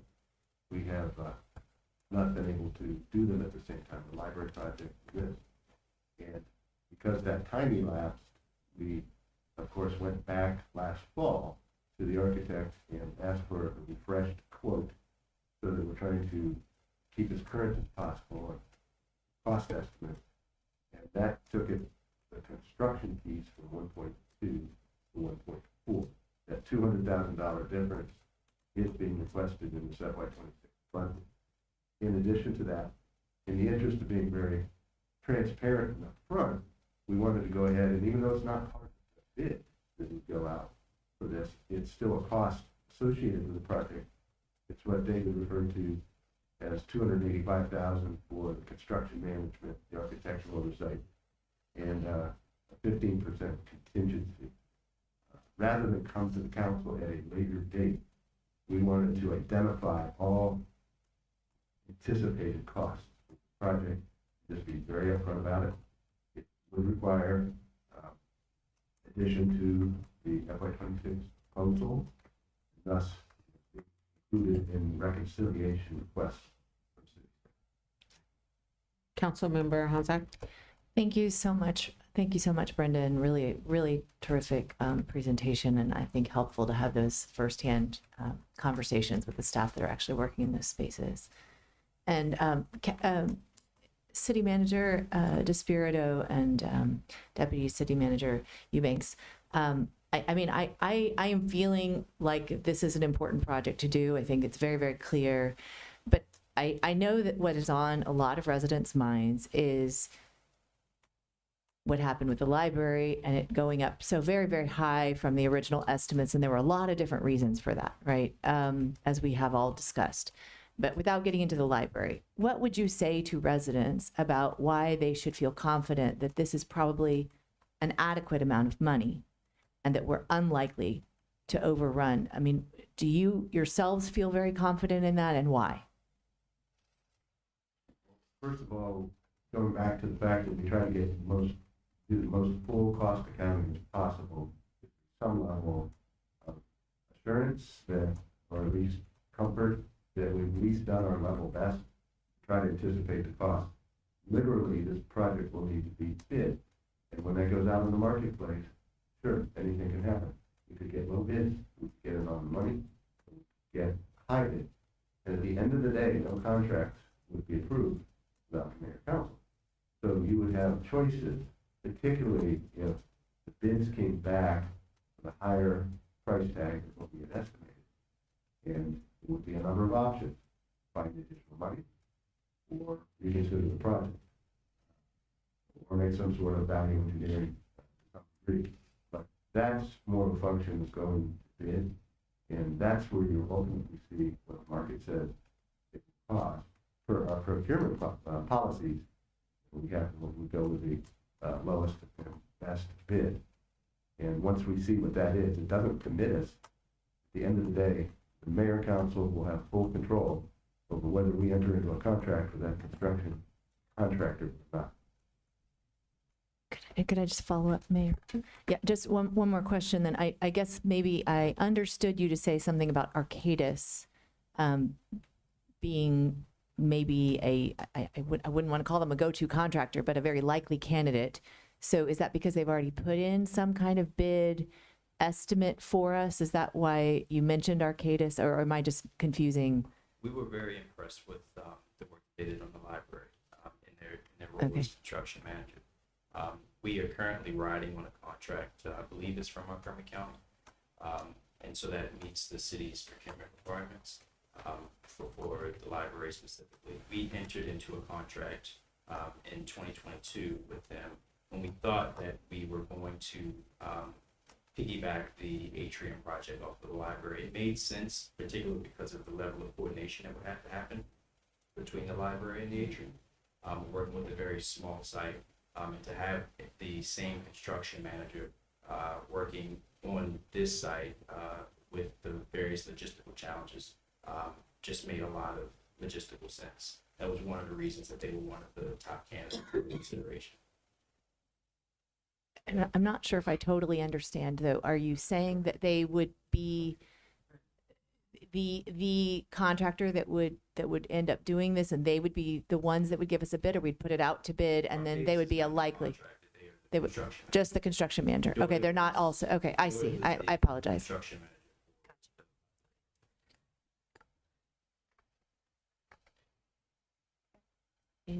Any other questions or comments? Councilmember Schlegel? Yeah, I'm kind of familiar with this, but Brandon, thank you so much. And the video was really informative.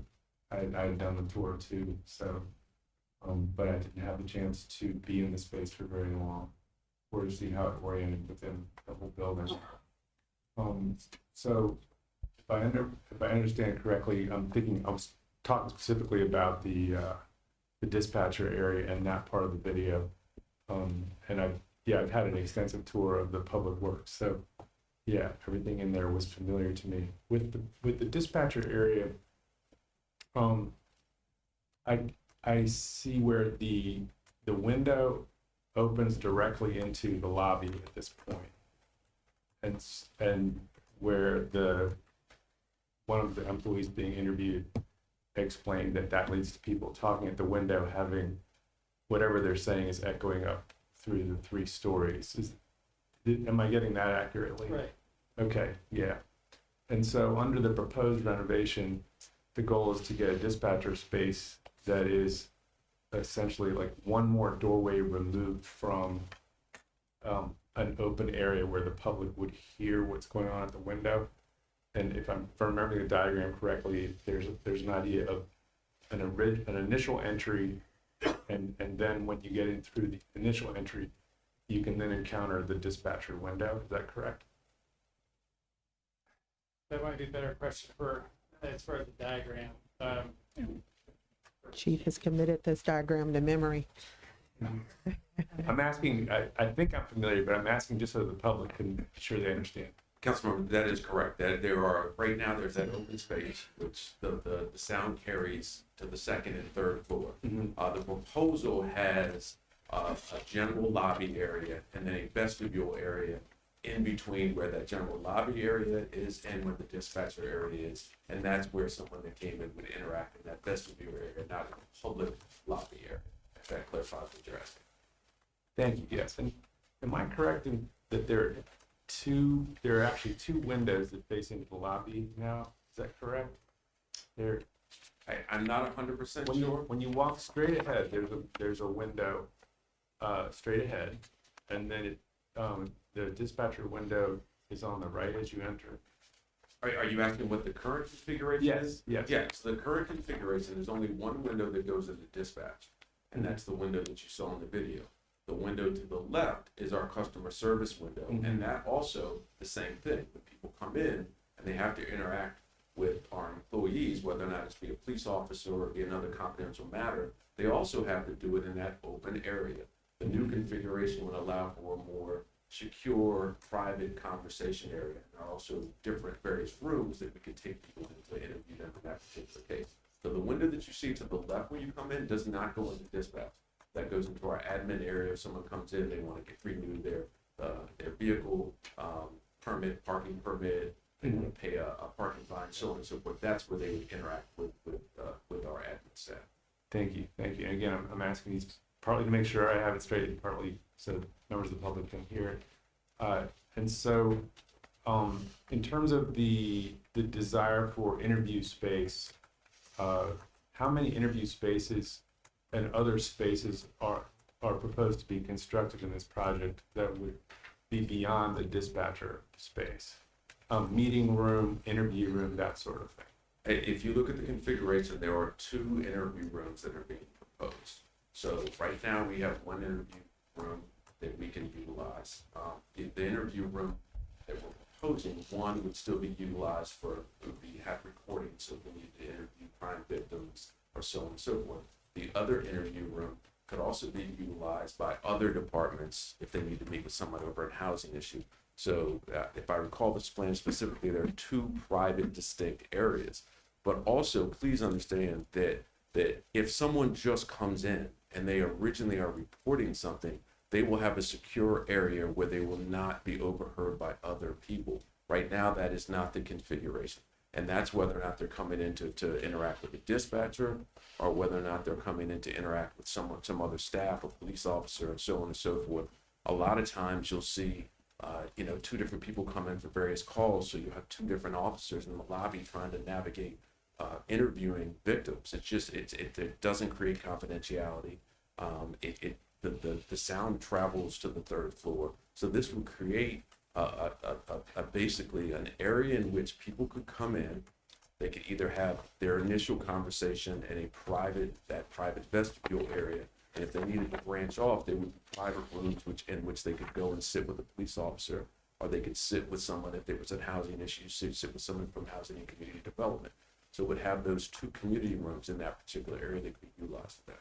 Okay, thank you. And when someone comes to the police department and is determined to be a housing community development issue, what happens now? Normally we would know in advance. So in other words, if housing and community development wanted to meet with someone and they were coming in advance and they needed an area to speak with them, they could utilize our room. A lot of times people come in, a lot of times people that are unhoused come in and they're dealing with police issues, but they also need assistance from our housing and community development. We would interact with them, and we would normally utilize one of those rooms in that capacity. So a lot of times, like I say, there's dual resources that are needed by people that are coming in.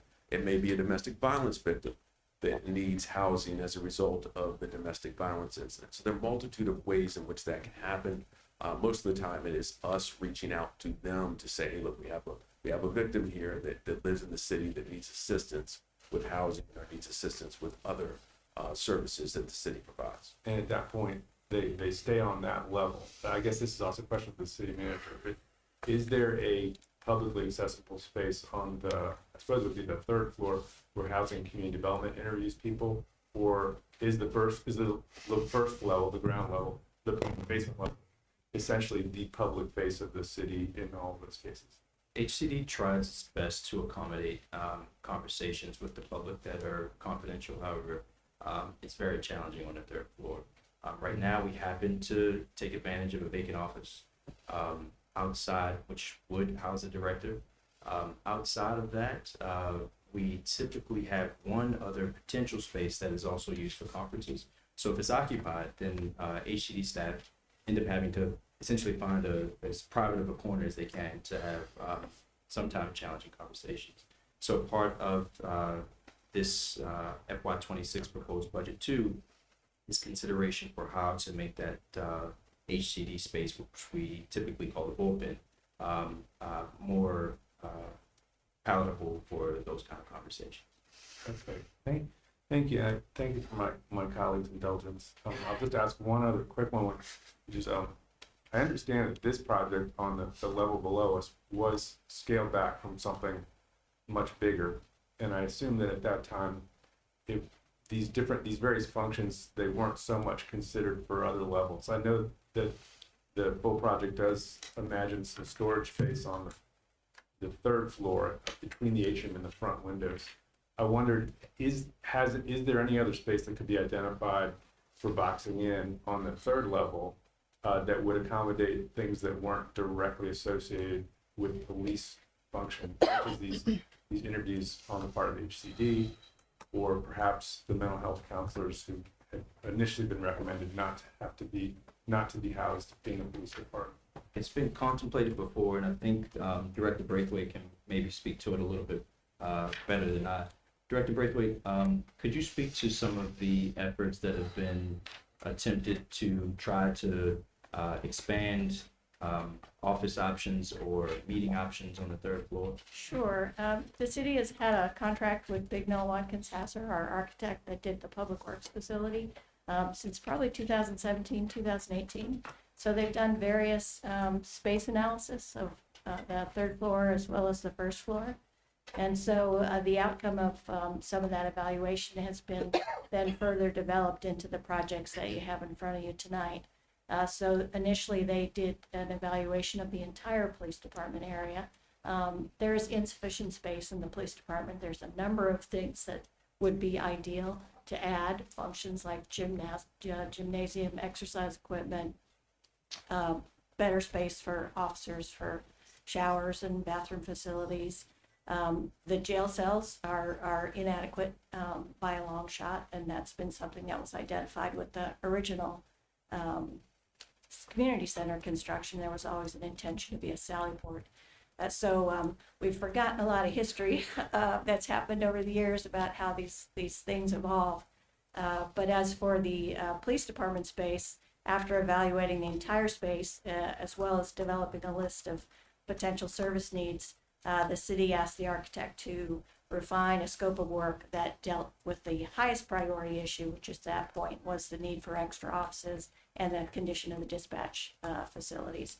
And also, I want to add, right now, there's a real unworkability in terms of the first and second floors. You've just got an open space that serves no function. It's just open air. And so particularly in a building like this where we're so cramped for needs, to have a large areas of square footage that's unprogrammable is really a waste of space. So part of what we're trying to do is claim back that open air and turn it into usable space for both the residents as well as the employees. So that was the primary goal of the police evaluation, and that's why the scope of work that we've shared with you was developed to enclose the atrium floor, give room for the dispatch to move out, set up the public as well as the more private lobby for the police department, and more clearly define the space and provide upgrades to the bathroom as well as enable some space to be used, whether it's community health counselors or conference rooms or interview rooms. And this this presentation has been done to the council probably three times with the architects. So this is something that has been evolved over the time. We didn't just jump in and say, oh, guess what? Here's what we got.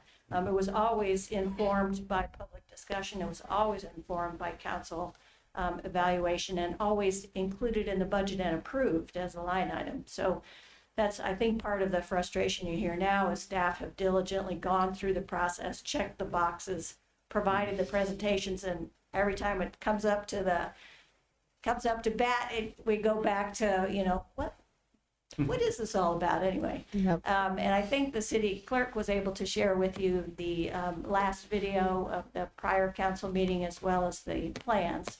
So I think with both watching that as well as those two plans that compare the current situation to the proposed situation to dispatch, you've got very clear ability to see what exactly this space will be used for. In terms of the third floor space, we haven't made as much progress on that. We have had the architects look at a number of things. One of the top priorities identified at the time was the cable and the IT staff areas, which are inadequate and insufficient. And so they've developed a concept plan for that. The city does have potential cable funds that could be used to help address that. We also had a need at one point. There was an interest in having more private space on the third floor. We have, as you know, up there, open lobby that's pretty unusable space, unless you're a kid that wants to eat French fries after school. So, you know, again, what we've tried to do is look at ways in which we can utilize existing space for more efficient use.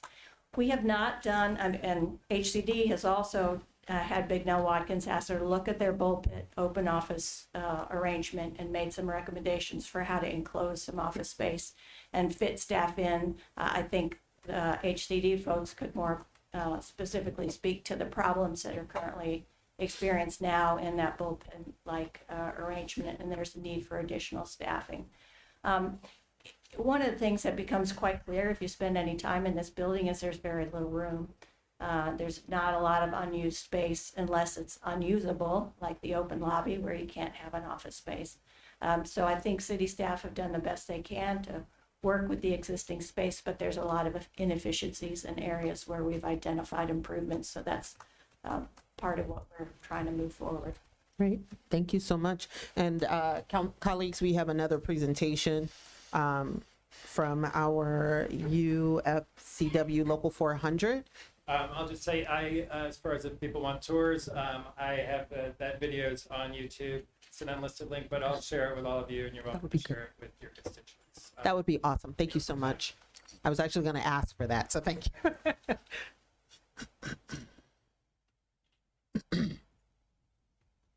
Good evening, Mayor, council members. My name is Freddie Payton. I'm from UFCW Local 400. I'm the business agent for the Tacoma Park Police Department. I currently serve all ranks under corporal. In addition to Tacoma Park, our union represents 30,000 workers in the grocery, retail, health industry, food processing, service, and other industries in Maryland, Virginia, Washington, D.C., Ohio, Kentucky, and West Virginia, I'm sorry. We are proud to represent all officers in Annapolis Police, and we also represent Bel Air, Ohio police officers. I'm here standing in solidarity with my AXME brothers and sisters in support of all allocated improvements. Local 400 is in full support of pre-approved renovations by this council. I have previously advocated for improvements by the station, which are in dire needs of renovation. The last meaningful renovation of this station was 20 years ago. For example, I have made multiple concerns public to the city council. I have raised concerns about infrastructure issues such as plumbing, air quality, locker rooms, and viable workspace improvements. The improvements to the dispatch and interview rooms will greatly serve the community. For example, at this moment, a citizen coming to report a crime could possibly be overheard while reporting the crime due to it taking place in the atrium. Likewise, if a member of the community was having a mental health crisis and was forced to receive guidance from a mental health professional in an inappropriate workplace location, we at Local 400 believe that these improvements not only serve the community, of Tacoma Park, but also give a manageable work environment for our officers. This small change will do wonders in morale and the overall mental presence of our officers. In conclusion, I reiterate that Local 400 is in full support of any and all station renovations on behalf of Tacoma Park Police. I thank you for your time and attention on this matter. I'll yield the rest of my time to Corporal Torres to give a personal experience.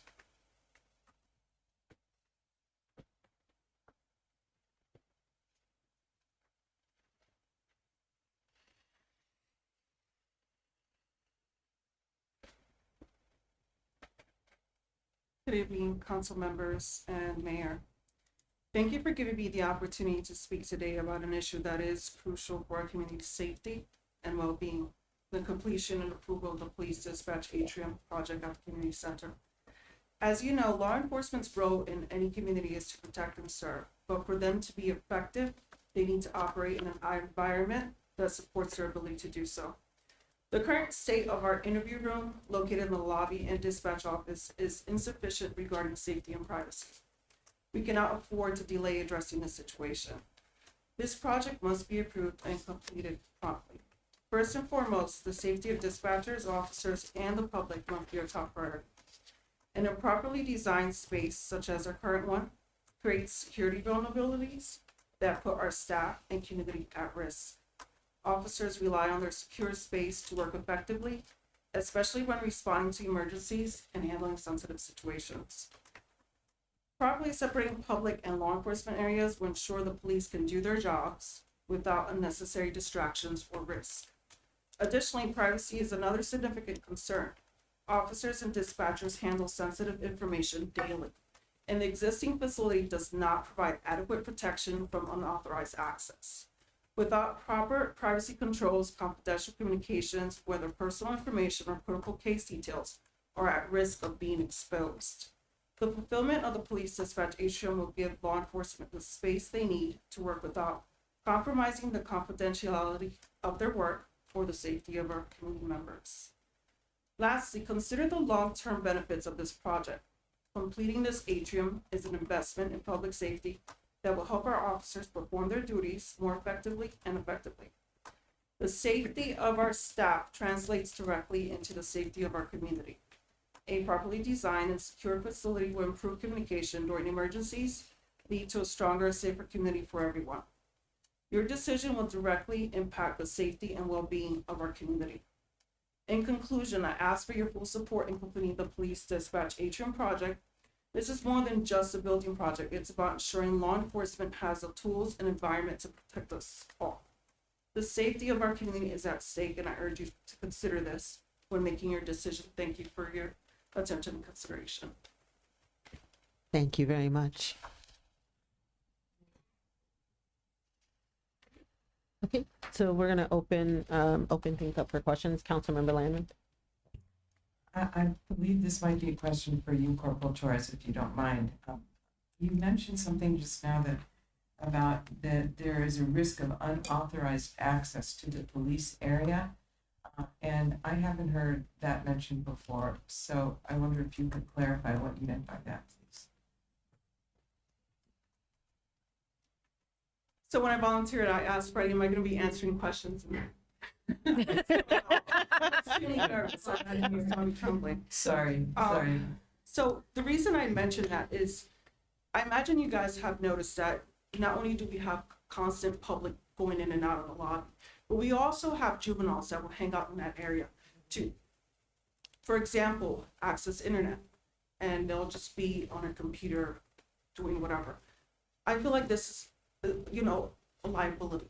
You just don't know if a threat will decide to walk into that lobby. Also, like I said, it deals with privacy concerns. Thank you very much. Councilmember Gilbert. And thank you, Corporal Torres, for that. I had a question regarding the second floor and the after-school program. I see we have some recreation staff here that maybe can answer the question. The location, which is just above where the police lobby is, we have after-school program. and I forget the name of the room that the Azalea room, right? Is that something that's all year round, or is it just because of the construction with the library? Have they been there all year and in the past?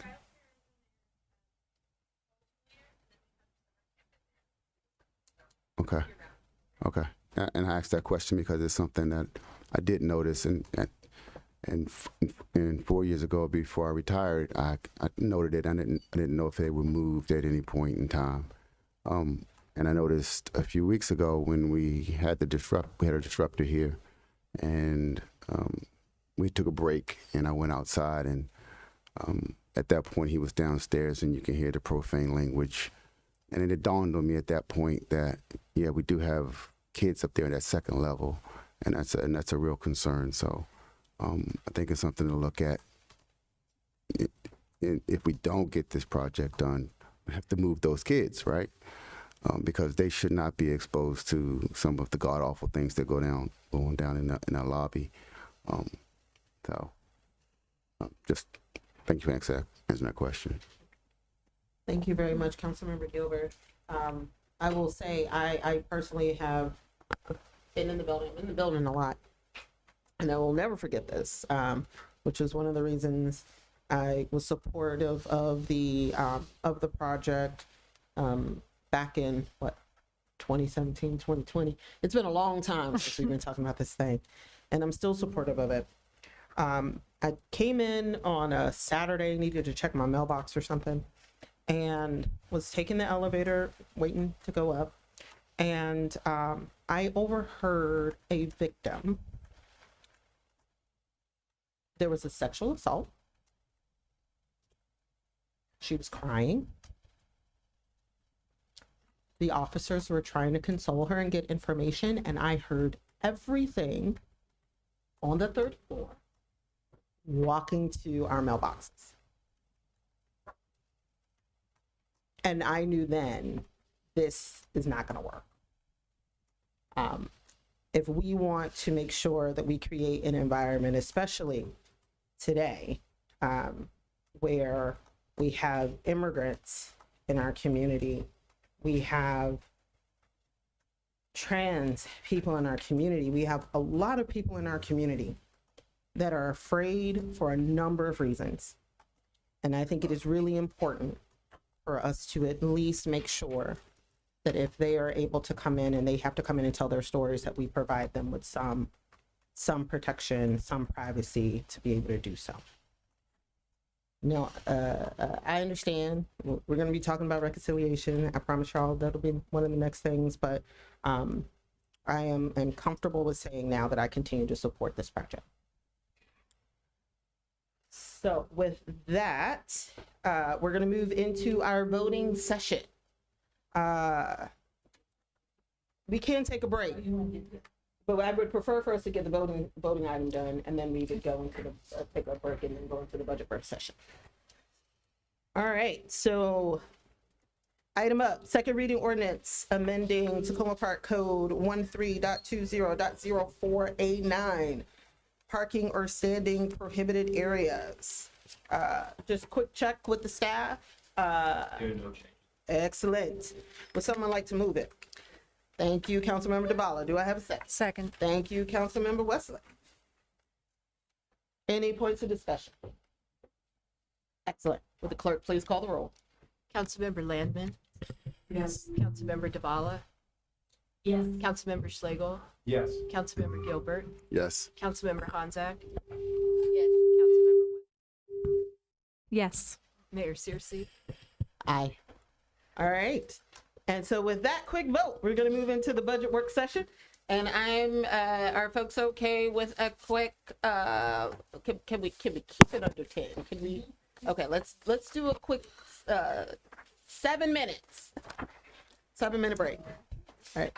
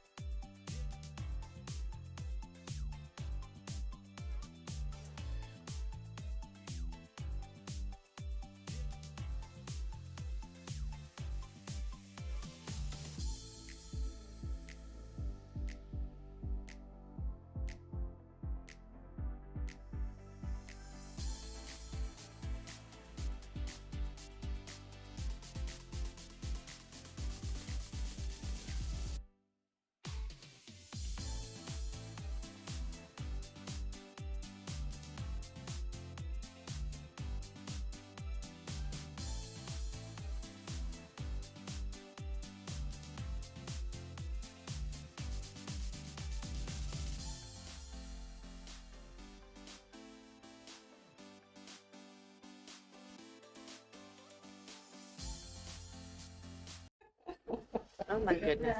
Too slow. All right. Alrighty. So that's Rob.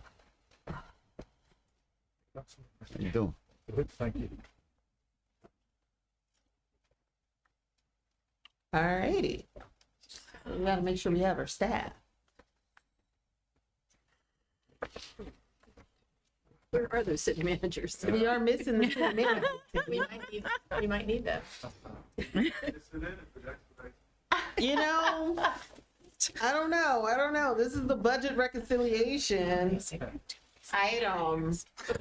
And it's supposed to open with them. Okay. Oh, we lost it.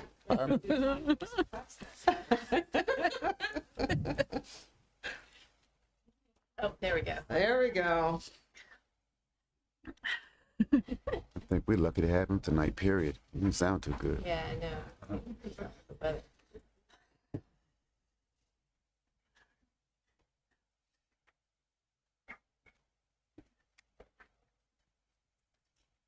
All right.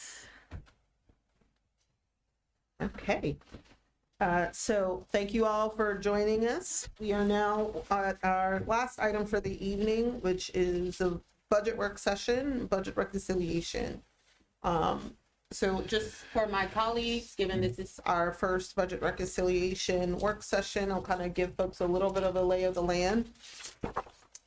In light of the fact that our city staff has proposed a few reconciliation items that we had started talking about a little bit during our last council meeting together, I felt it prudent to start this session with staff providing a little bit more of an overview as it relates to the reconciliation items that they are proposing.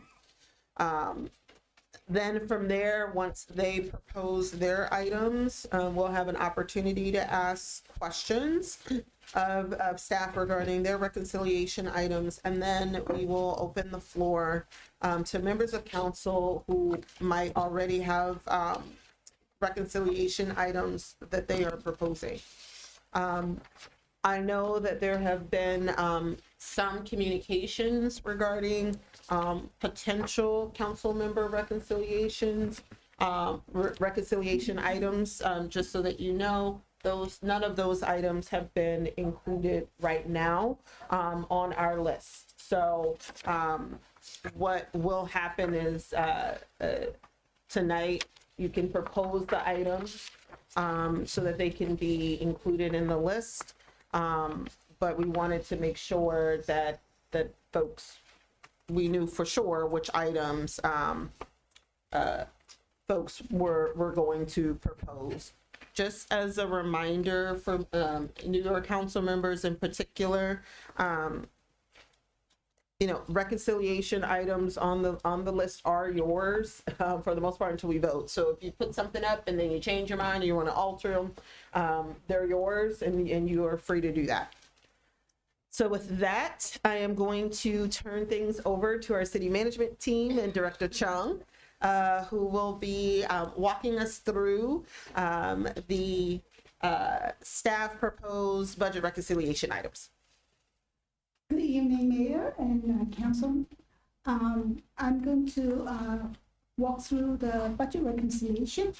The spreadsheet includes reconciliation items identified by staff from the time the budget was finalized in late January through today. And I'm so sorry, Director Chung, I hate to interrupt you. Would you like for them to project the spreadsheet? We've got it. Oh, there it is. We've got it. Get closer to the mic, please. I'm having trouble hearing you. Okay, all right. So we will review each item line by line using the budget reconciliation spreadsheet. So in front of us, there is a spreadsheet and the reconciliation include adjustment across the general fund, and the top section is the general fund, and then there will be special revenue fund, red light camera fund, and we do not have any adjustment in stormwater and ARPA fund yet.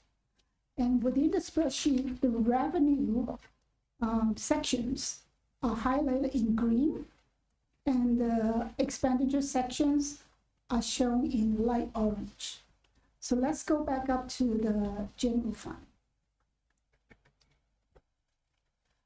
So in the general fund, the original proposed revenue was $31,895,986. After the adjustment, the revised revenue is $31,934,360, reflecting a net decrease of $38,374. Please note that a net increase in revenue will increase the unassigned reserve balance.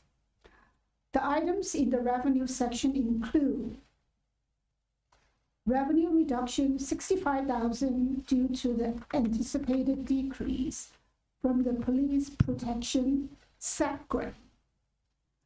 The second item is the revenue increase of $66,000 to $321 due to the FY24 crossing guard FTE adjustment in the tax duplication provided by Montgomery County.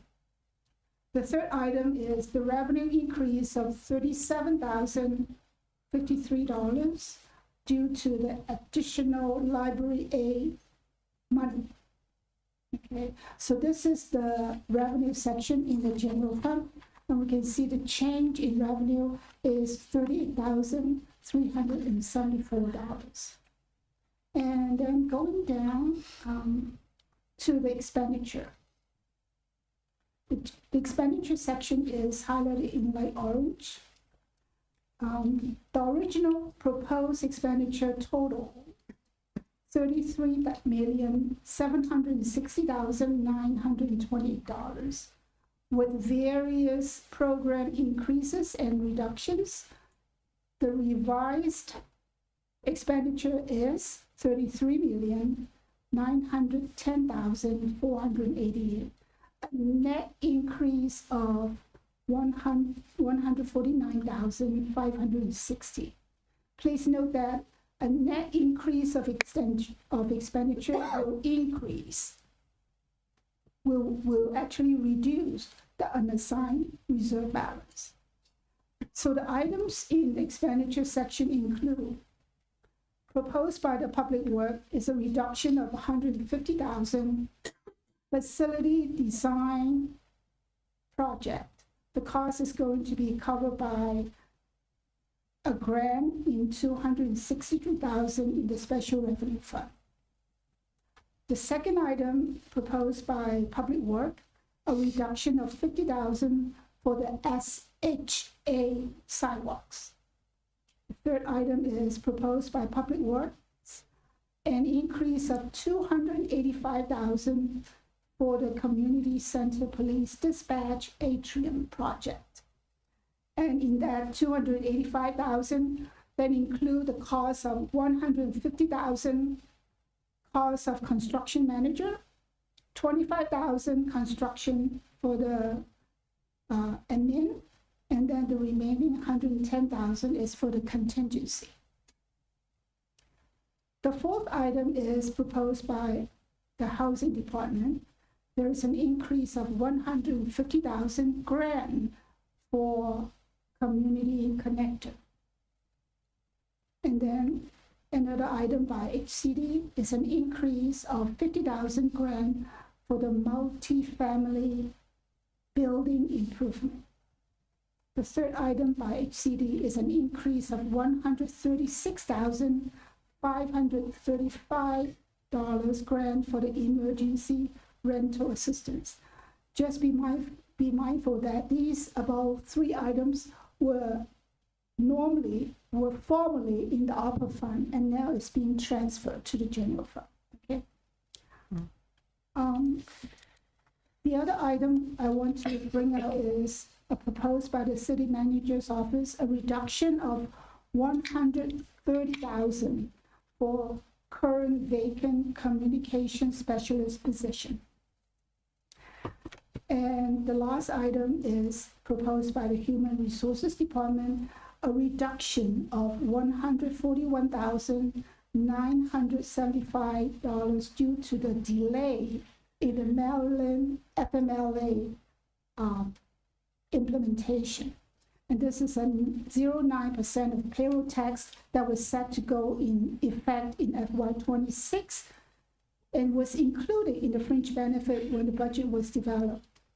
And this, for the second year in a row, the state legislature has postponed this implementation. So we have a saving of this $141,000 in the general fund. There is one more item in the expenditure area.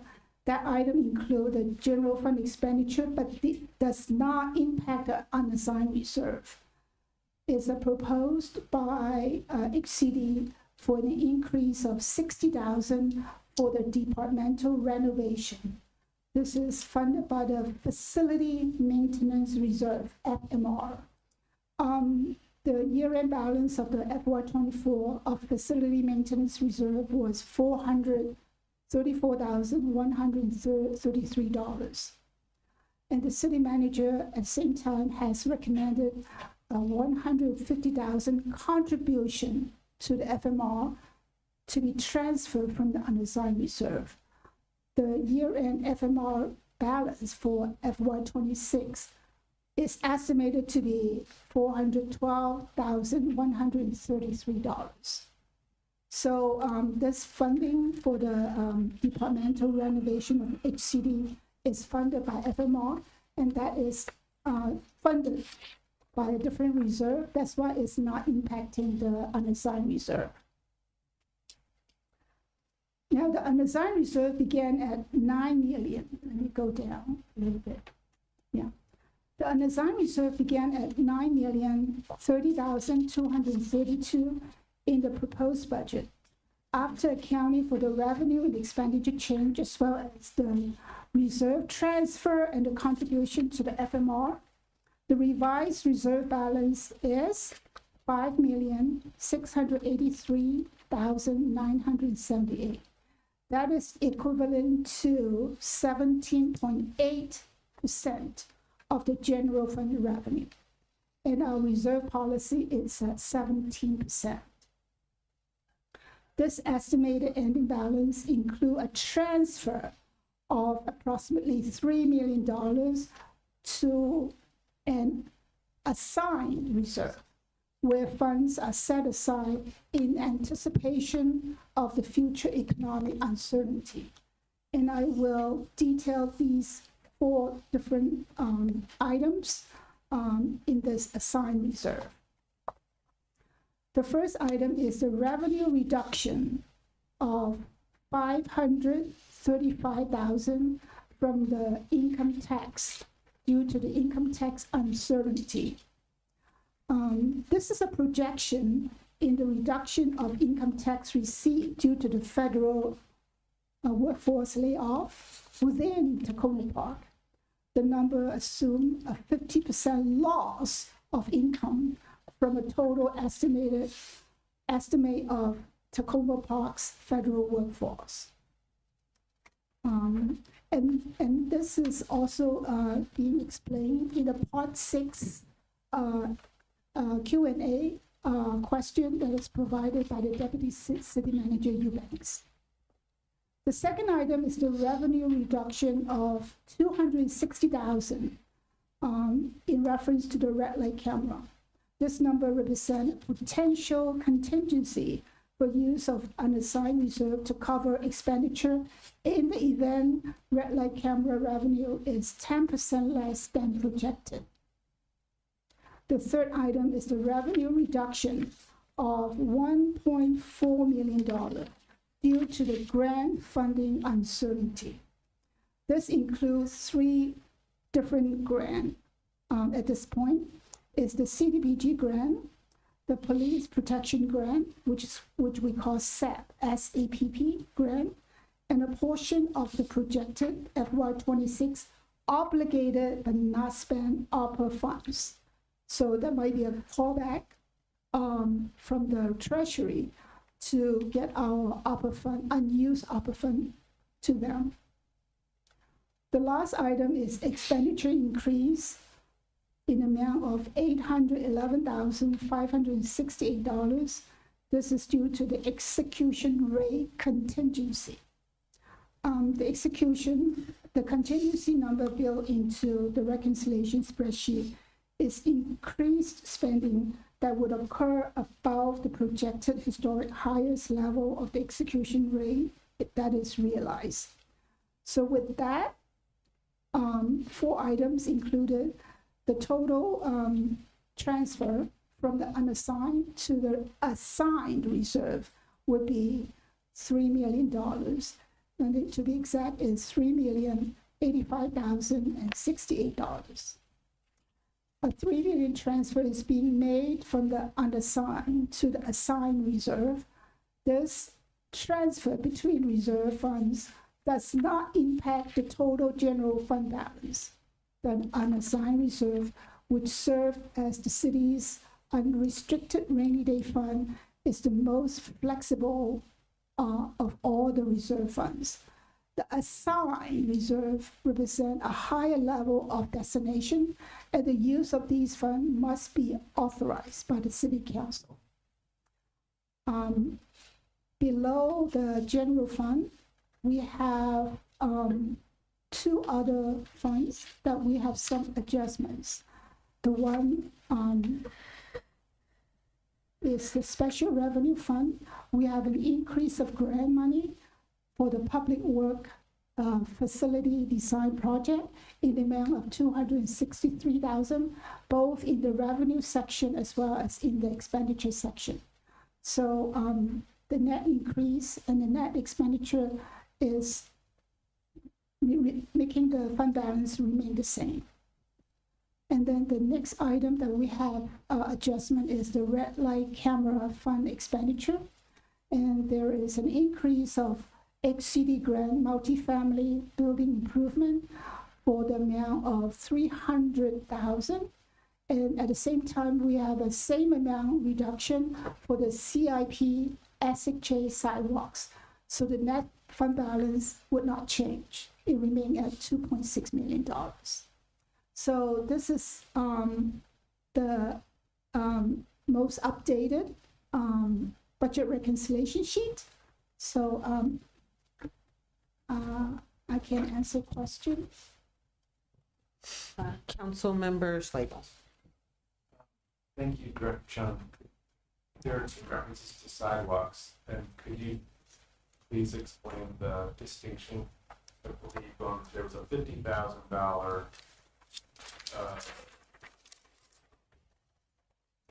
on the second box on the first page, decrease CIP SHA sidewalks by $50,000 in expenditures, and then you just went over a $150,000.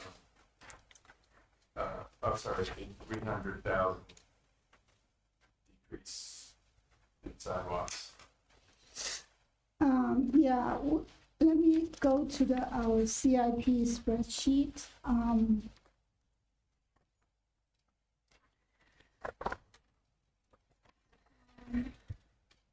On our CIP spreadsheet, we don't have the CIP spreadsheet on the screen. I'll see if I can put it up. Is that page 3 of the CIP spreadsheet sheet that you're talking about? Is Oh, I think I've answered my question. I said one was already in Public Works, and the other is in CIP. The larger amount is in CIP. Is that correct? yeah, they are all in public works. Yes. Both So that, in the yeah, so on page 3, there is under the public works street and sidewalk, under the ADA sidewalk retrofit, SHA sidewalk was originally $200,000, and now it is reduced by $50,000, and now this funding from the general fund become $150,000. Thank you. Thank you.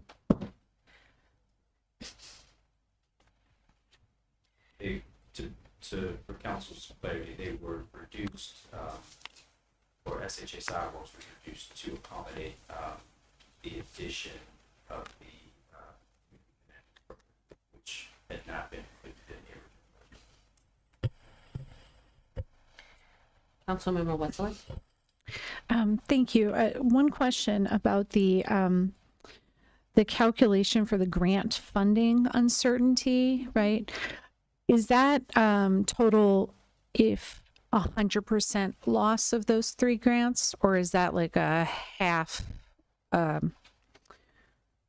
Like if is that some include if the SAP grant completely went away? The sub-grant total, I believe, is, I don't have the information with me here, but I don't believe it is the total loss of all the funding, especially with the ARPA. We're not sure how much our ARPA fund that we will be unspent. So this is just an estimate. So this $1.4 million is the accumulation of all 3 grants. And the ARPA funding, unspent fund, we're not sure yet. So this is just a percentage of estimate. We can double check, but I believe it's the total loss of the CDBG. I believe it's the total loss of the SAP. Okay. 50% loss of the non-obligated ARPA. Okay, Yes. thank you. Yes. Councilmember Hanzak? I just wanted to follow up on that. Just to be clear, have we actually heard any, I mean, obviously it's a moving target with this administration, but have we heard anything specific that is alluding to the potential specifically for that to happen to ARPA funds yet? No. No, we have not. Okay. However, it's interesting you hear about Maryland, some of the counties have been told that they can't have access to use some of the ARPA funds. They have going to talk about that yesterday, the day before. Some of these funds they didn't have at hand. We do have all our funds at hand. But that would not preclude a clawback type situation. That's definitely been discussed out there as a possibility. But some other institutions, other jurisdictions have basically been told that their funds will be choked off. So, there is movement in that direction, unfortunately. Just follow up on that. Just one more question then about that. Is this making us spend any more quickly what we've got left, that which is obligated? Are we able to do that? Just obviously there's a expediency because once we spend it, it really can't be clawed back, right? Is that an accurate? Well, again, I understand there's uncertainty, but for the federal U.S. Treasury requirements, yep. The city, all of you obligated all the funds by December 31st Right. last year, and the balance that we have can be expended in this calendar year, this fiscal year, and into the first half of FY27, which is 2026. You'll see, of course, in the budget proposal where we, for FY26, propose to use some of our. So, no, we have not expended it all, Yeah. but we are proposing a plan for that, and ultimately to not leave any funds on the table and have to return money to the federal treasury and put as many dollars as possible in that program to good use. Thank you. Councilmember DeBala? Yeah, to that point, there was a notice also from IRS was the city manager, that there was intent from the IRS from Treasury to be really micromanaging the details of the spending and doing the gotcha, basically. And so, to allow the possibility that we continue on some final rule, I think setting aside, making an assumption that some of this might get clawed back because we didn't done an IRS is not crazy. It's really not. Now, when I saw that new treasury statement, then I revised my, because I think you and I talked about this before. Yeah, before I saw that. I was like, yeah, maybe. I did have a question. Go ahead. Backing up. I forgot to ask the legislative advocate, do we know where the dust settled on the SAP grants for this budget year? Because it was in and without this, in and without the state police grants. Okay, so we can ask. We received a little less this year. There was, budget amendment, on budget amendment 3.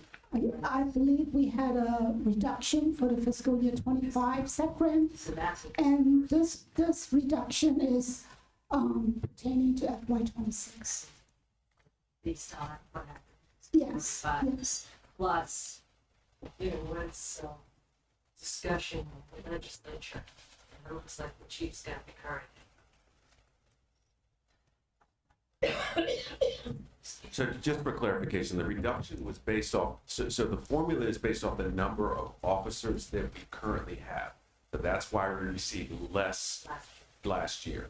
We have received no indication that state aid for police protection is going away in any fashion. So we're confident that that is going to remain. We have not heard anything contrary to that. Just a question about the margin. Correct. Yeah, okay, thank you for clarifying that. It's a lot of room reserved in your. Yeah. Can I ask for clarification on that very question? So, it's going back to what you said a moment ago, Deputy City Manager, two things. This revenue reduction assumption that's on the last page of the, or, yeah, the last page of the document that we're looking at, your assumption is in that 1.478 revenue reduction is that the SAP grant will be zeroed out, correct? For fiscal 26. For FY 26. Okay, and so, Chief, you were saying there's no indication that that change is coming, for fiscal 25, or were you talking about fiscal 26? We're well into.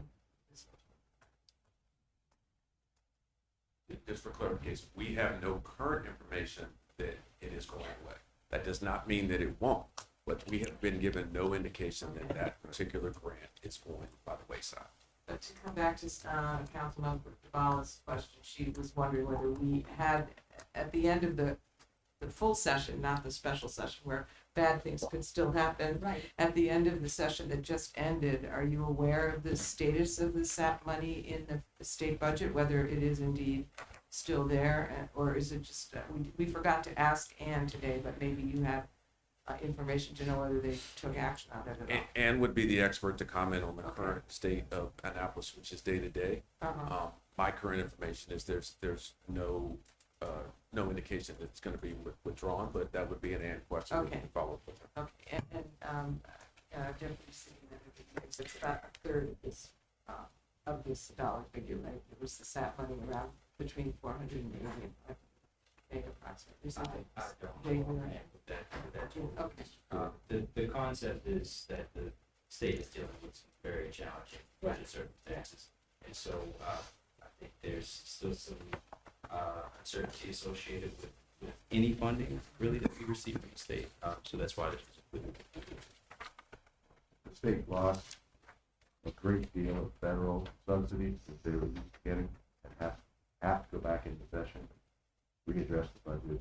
It certainly was a different possibility. We might have a better sense 6 months into this year, but in an abundance of caution, staff recommends that we at least allow for the possibility of that, at least for a period of time into the next fiscal year.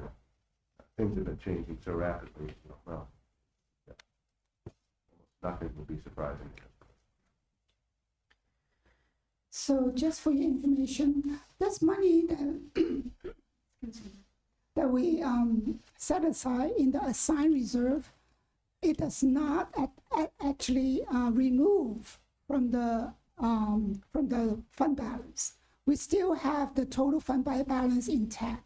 It is transferred in between two different reserves. Okay, so once we know that the funds are not going to be disappear, there's total fund balance of $3 million. Excuse me. This total fund balance of $3 million in the assigned reserve will be released back to the unassigned reserve.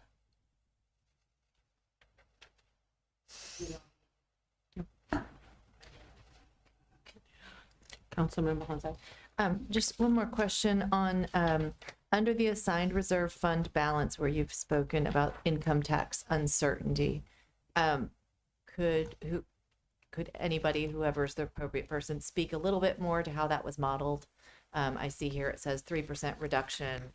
I mean, do we actually, does it, in fact, I guess my first question is, when we get a percentage of income tax from above, do we, does it actually come from the incomes of the people living in our town, or is it just a percent? It does. Okay. So do we know how many federal employees we have in our town then? That's what this suggests. So I was just trying to understand if that's actually how this has been done. We estimated Okay. all of these formulas. Sure. So the short answer, I'll try to be quick, is that there's some data at the federal level and then some data at the county level that suggests in both places that the percentage of those populations that represent federal employees is about 6 to 7%. So we applied that same percentage to the city of Tacoma Park, which amounts to about 11 to 12,000 people. We also assumed that that same 6 to 7% of 1,100. You said 11,000. Yes, I'm sorry. Yes, 1,100 to 1,200. Thank you, Councilman. And so we applied that same 6% to our income tax estimates. The other thing that this calculation is trying to account for is what we have seen in our FY25 receipts, which is a lower than expected revenue from income taxes. And so those two factors combined, we ultimately result in this 535. So we're assuming that of that 6%, the 50% of those employees are impacted negatively by federal layoffs, 3% effectively. So if you apply that 3% to the income tax rate, I forget what number that gives you. And then we apply the income tax that we apply to is not FY26 estimates, but it's FY25 numbers. And so it's a reduction from the FY25 number. The reason it's FY25 is because the FY26 number is a upward projection. And because our current receipts suggest that the potential for a either equivalent or lower income tax is real, it made more sense to apply it to FY25. And so that gives you, I think it's 436,000 in income tax in FY25. And so the difference between the 436 and then the 4.9 million in FY26 is 535,000. Thank you very much. I appreciate that explanation because it seems like it's a quite significant and very real situation we're facing. Thank you.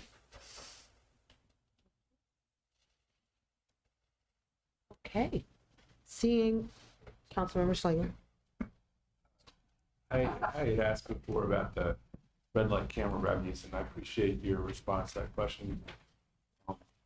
Deputy City Manager Eubanks, and I'm still a little nervous about the projection of the revenue. I see it's been reduced by 10% from the original. It's talking about red light camera revenue. I'm just nervous that we don't want to mess up and overestimate revenue. So, in your response to the question I think it was set 5 last week, you said that the county had 67,414 red light camera violations in FY '24, and they brought in 5 million. And so I just wanted to be clear, we're estimating that we're gonna be able to make in our jurisdiction about 40% of what the county makes throughout the whole county on red light camera. So I'd ask the chief to give some more detail to this in context, but effectively, our estimates are based on actual fees, or excuse me, citations received. So initially, there was an estimate that was conducted based on observation by the camera operator. We have now been in operation to some degree for the last, I guess, effectively 4 months now. And so we actually have fines issued. There's a 30-day period of warnings. And so we know how many warnings have been issued. We're now at the point where real citations have been issued. So beginning in January to date, the estimated monthly number of citations that we've received is on par with the estimates that are included in the FY '26 budget, if not exceeding that. And this 260,000, just to be very clear, is not a technical reduction from the red light camera revenue. It's just a reserve, just in case at some point in the future we do see some deviation from the estimates. Our revenue estimates in the budget did not account for the camera that we expect to get installed at the university. So we're also concerned with that. Well, we're doing that initially. Administrator Pine had said that it said late spring, last fall. It depends on whether they're in a certain stage of construction, that certain poles installed and so forth, make it feasible for campus. But that we have gotten some assurance from items that they ultimately would approve citing that. And that could be easily, I mean, again, these cameras are there out there for the public, for safety, and one thing. But it's also anticipated that the number of violations would be very high. But we have not factored in any of that.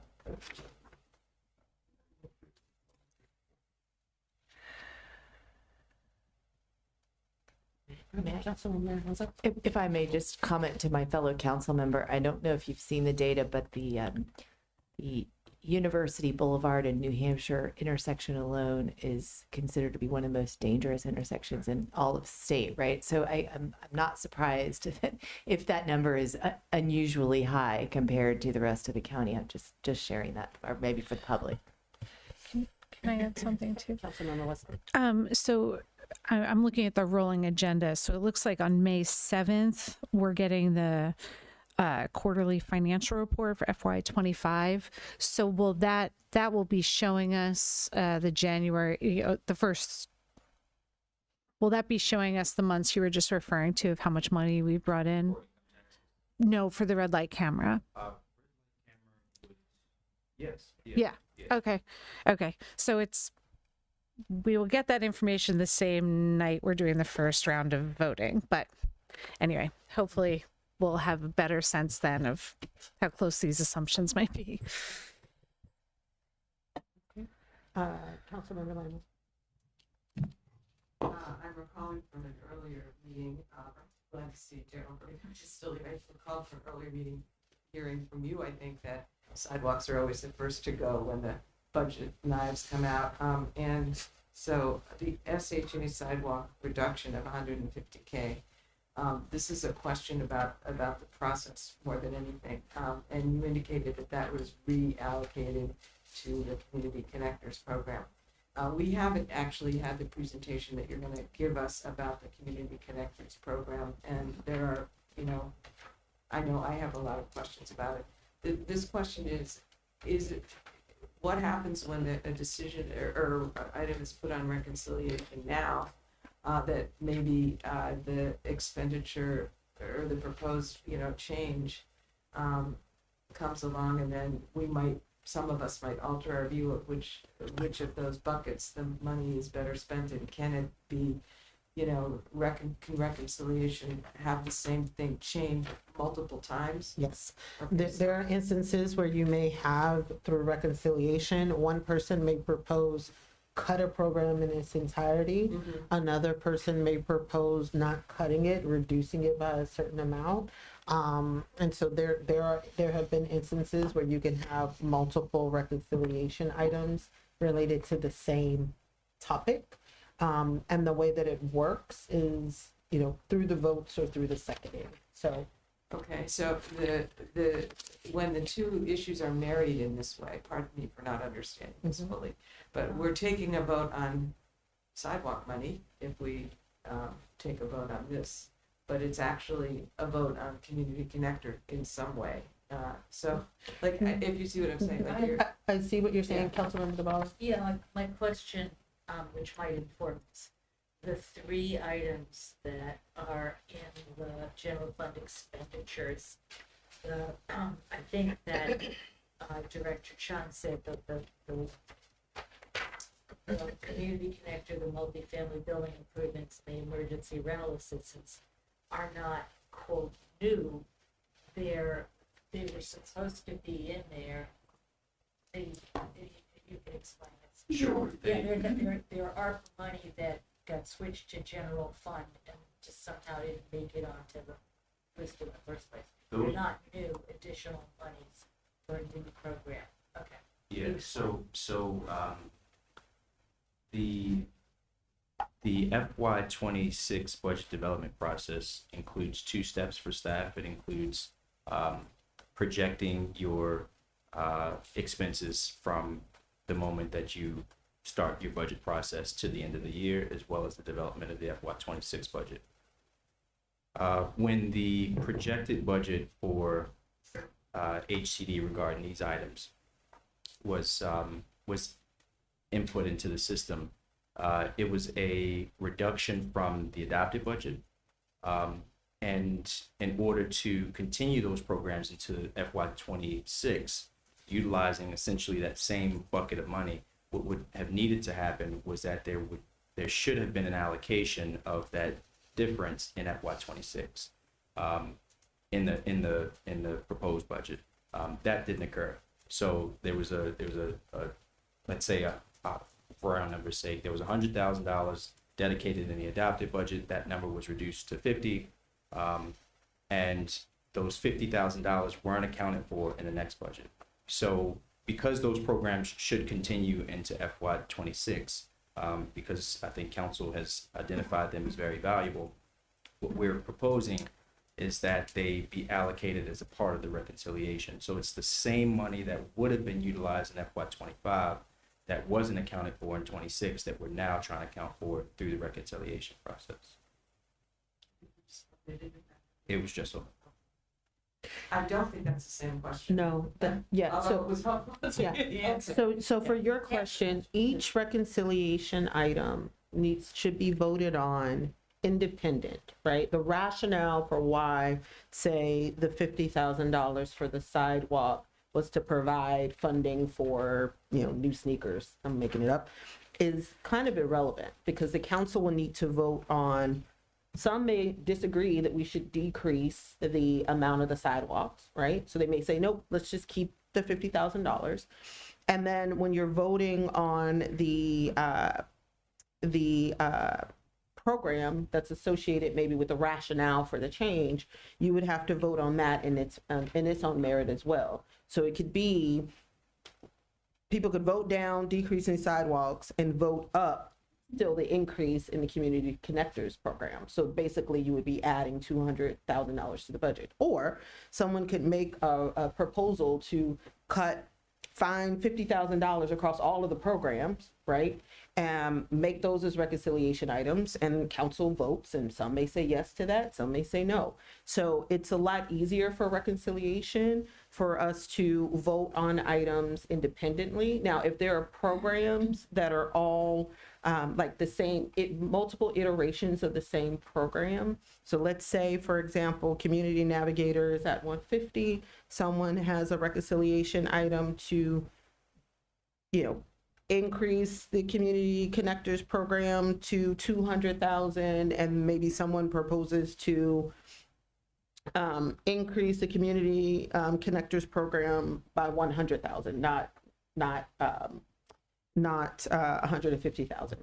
Well, can people put forward their like combo trades and when they look at reconciliation proposal where they would say, I'm proposing that we cut it here and place it here, or does it all, and in this instance, two programs have no relationship to one another.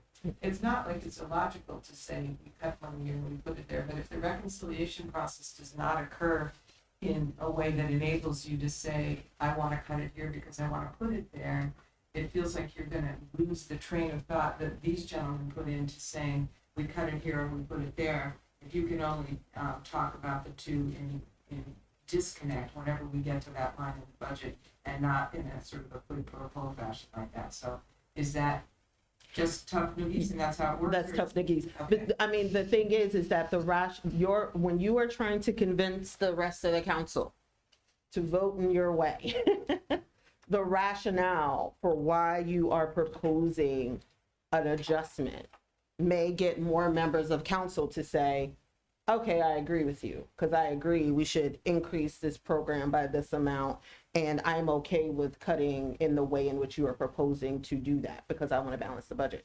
That would be better for some, for you, than someone saying, you know what, I'm going to vote down your change altogether because I don't want to cut these programs and I don't see where we're going to find the additional money to increase the way that you want to increase. So it's easier to look at them we have to vote on each item individually, because you could have multiple iterations of a reconciliation item related to the same program. But when you are communicating why you're making certain reconciliation items, it's important to make sure that members of council understand the rationale, and if they buy into the rationale, then they may vote in accordance to what you're proposing, kind of cut here to add there. But it's possible that someone can say, no, I am okay with adding here, I do not want to cut there to do it. I don't know if that helped folks, but I remember. I remember having the same feelings back when I first started, and I if I remember correctly, in my first year, I also in what order you discuss some of the items can make a big difference to sort of that kind of rationale, or like, oh, that one got voted up or that one got voted down, so now what do I want to do? So it's an art of negotiation and voting to just kind of do what you think is right and make your case. All right, so given that it is 10:45 and we have yet to propose reconciliation items, with that, I'm going to open the floor. Councilmember DeBala.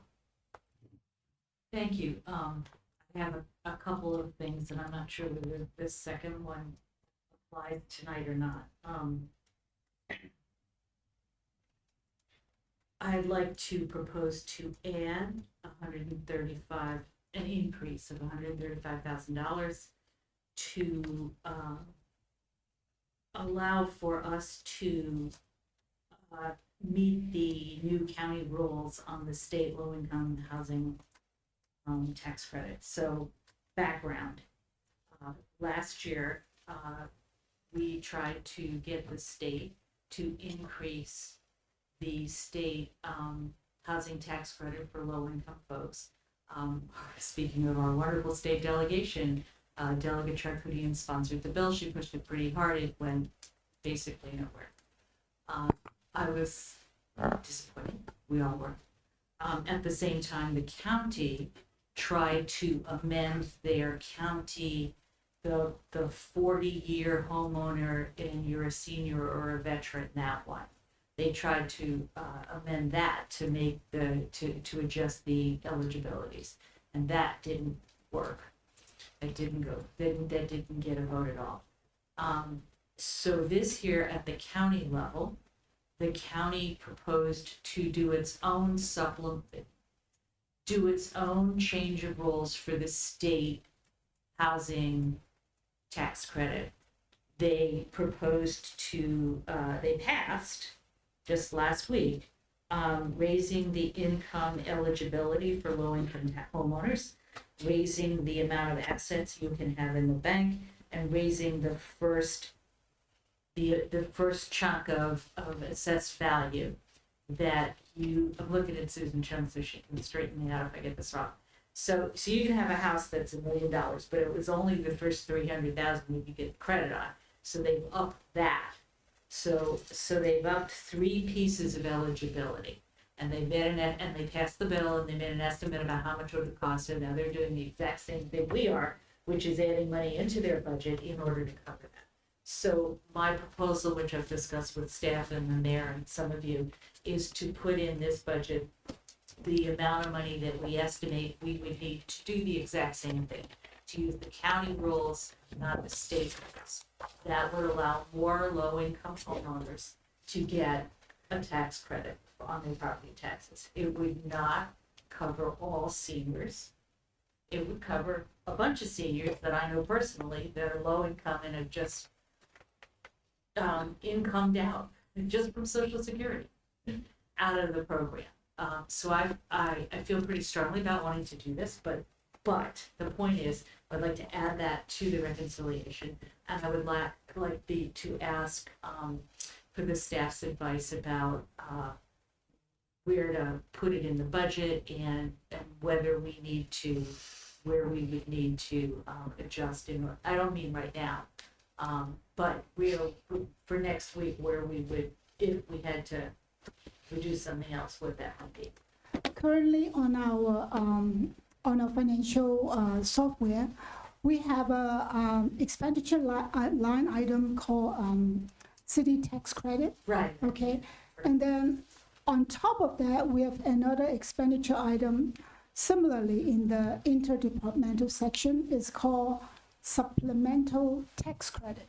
So this item that Councilman DeBarla is proposing, we can put that in that particular line item. And as we are calling it a supplemental tax credit, and which is a part of our interdepartmental expenditure. That is, it is not department specific, it is interdepartmental, so we can increase that number from 0 to 135,000 if it is approved and we all voted for it. So, based, not to go into the math, anybody wants the math, I'll resend the email, but the best estimate we've got is that it would be an additional $135,000. Which is doubling the amount we have now. It would not be doubling the number of people because it's only an a small increase in the income bracket, but that's the current estimate. 2 seconds for this? Nope. Oh, We're not voting yet. Okay. Well, all right. We'll need seconds when we officially move them for vote. Okay. All right. So when we officially move it, we'll do that. I had thought about adding a safety net proposal, but I understand someone else may be proposing something. And my third one has to do with traffic and sidewalks. Are we doing that tonight? Are we doing that? Okay, so we're not doing the total on that now. Well, do that if you have an item for the total Yeah. and not the actual individual project, Yes. okay, yeah, you can do that one. All right, so I would, based on what I know now, and maybe I will hear that other people have things they need to add, but I'd like to add $30,000 to the traffic calming and sidewalks fund to cover going down to the 45 point level on the sheet. We talked about the score, the scores, yes. Because to clarify, the lowest ranking one that got funded was, I think, 15.2. Right, something like that, yeah. And figure that's extra. I'm doing the numbers right. David's looking at me because I might not be. No, I was just thinking it depends on, if you're talking sidewalks or traffic, or you just. Both. Combo. I combined them. Yeah, I think it depends on the combination of things that you have, how far that additional. Yeah. Yeah. Okay, so I'll just put a placeholder in for now. Yeah. And we'll work it out for next week, but it might be a small amount of money that we would need to cover, to go down a couple of rows Yeah, in just- both tables. Just a word of caution on that, it is, the sidewalk money is in a different fund than the traffic calming money, so we will need to Figure that determine out those someplace. amounts All right. independently. And nothing's been decided yet. We have a fund amount in the budget to spend on traffic calming and sidewalks, but we haven't identified projects. That's what we'll be doing next week with the council. So it could be that you will pick and choose, and it may not go top to bottom. And it's very clear that we've got many more projects than we have funding for. So,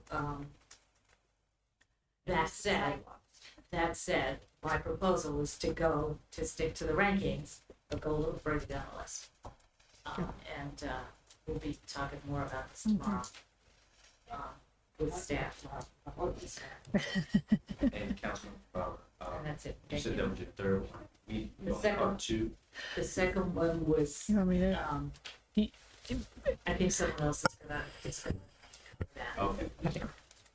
Should it? Okay. Yeah, I shared this idea with folks, but let me share it here publicly. In concern to how we're funding some of the direct assistance to residents and the social safety net. The budget right now,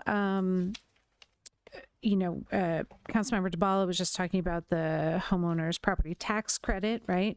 The reconciliation worksheet has 136,000 for emergency rental assistance.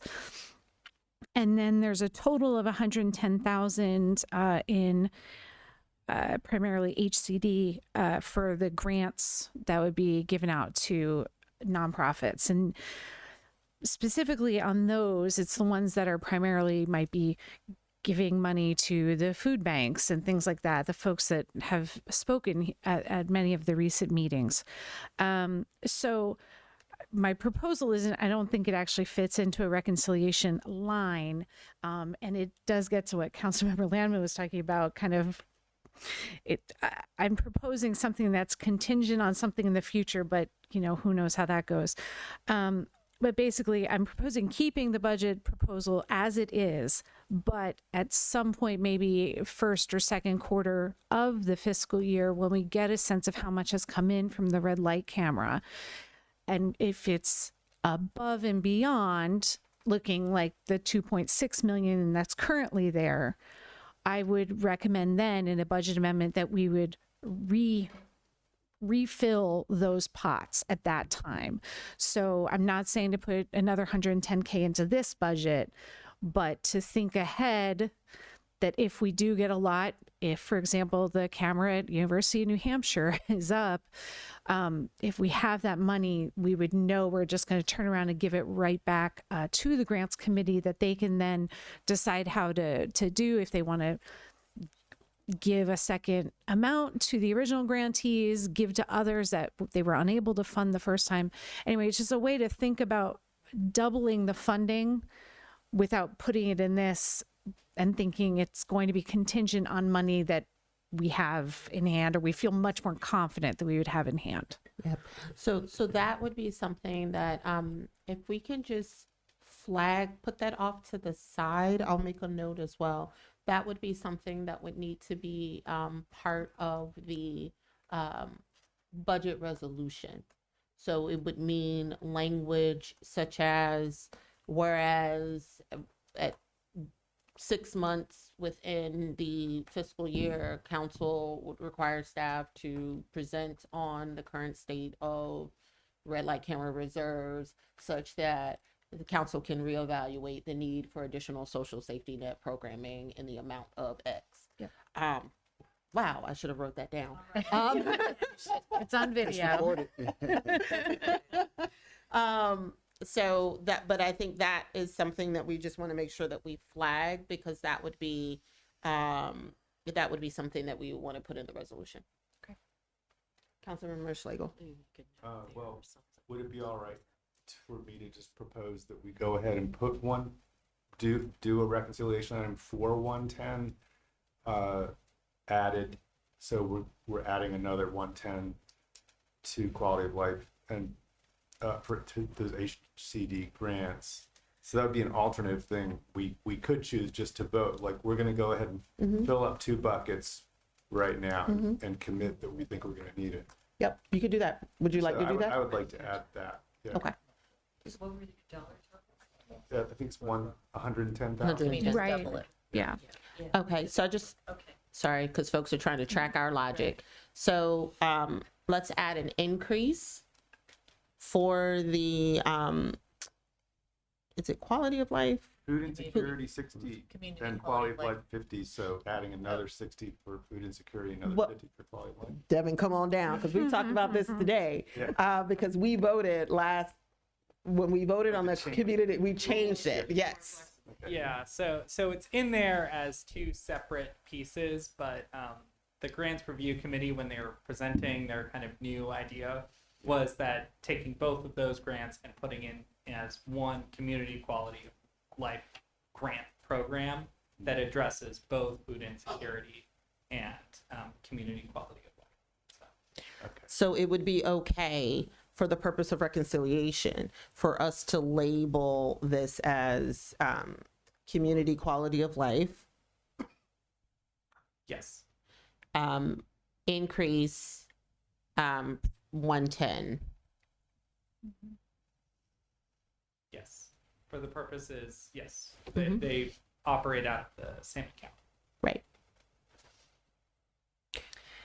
We will, I think it's okay to notate that now, but what you will probably see in the next rendition of the reconciliation is a decrease in both funds, and then an increase of 110. Yep. And then an additional increase in 110. Yep. To reflect both the combining and then the reconciliation. Because otherwise we have 2 line items and it just doesn't make sense. Okay. I just want to add one quick thing with the notation for the proposal. I was saying I meant to include that I also would ask that we review the emergency assistance program to see if that needs more put in, if we have the means to put more into that one. Okay. May I ask a point of clarification about that? I wonder if, was that rental assistance money used last year? I thought I recalled that people did not tap into that am I correct about that? No, for the past couple of years, we've been assisting roughly 40 to 50 households at about $80,000 a year, which is why we're proposing pulling forward the remaining ARPA funds that were moved into the general fund. We don't necessarily anticipate all of those funds will be expended, but we're just trying to roll those down. And that's why we're not asking for any additional general fund dollars to go into it.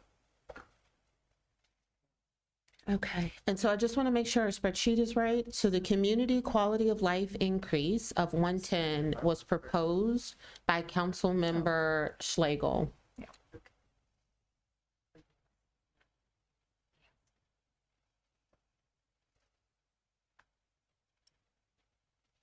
And if we can change that note to a note, Councilmember Wesselek proposed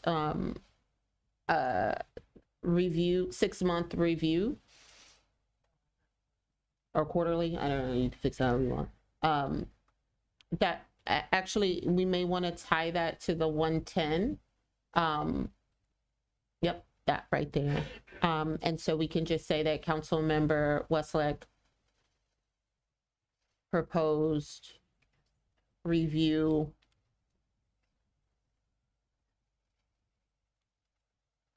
And thank you for doing this, because I know this is one of the hardest jobs in reconciliation. My job is easy compared to trying to keep track of this spreadsheet. And so she proposed the review of the red light camera fund to provide additional funds during the fiscal year. And because I don't want to lose that thought.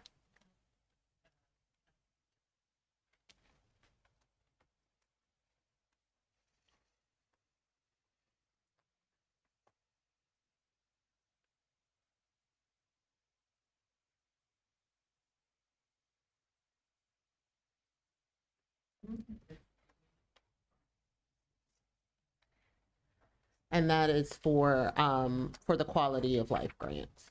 So it's for that same grant. And then there's a separate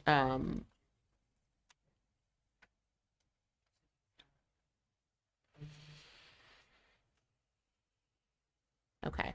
And then there's another increase.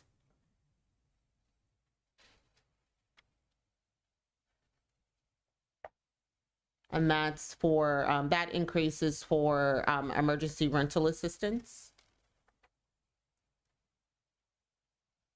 We didn't talk about that. I thought you. No. I wanted the emergency rental assistance to be in that proposed review. Okay.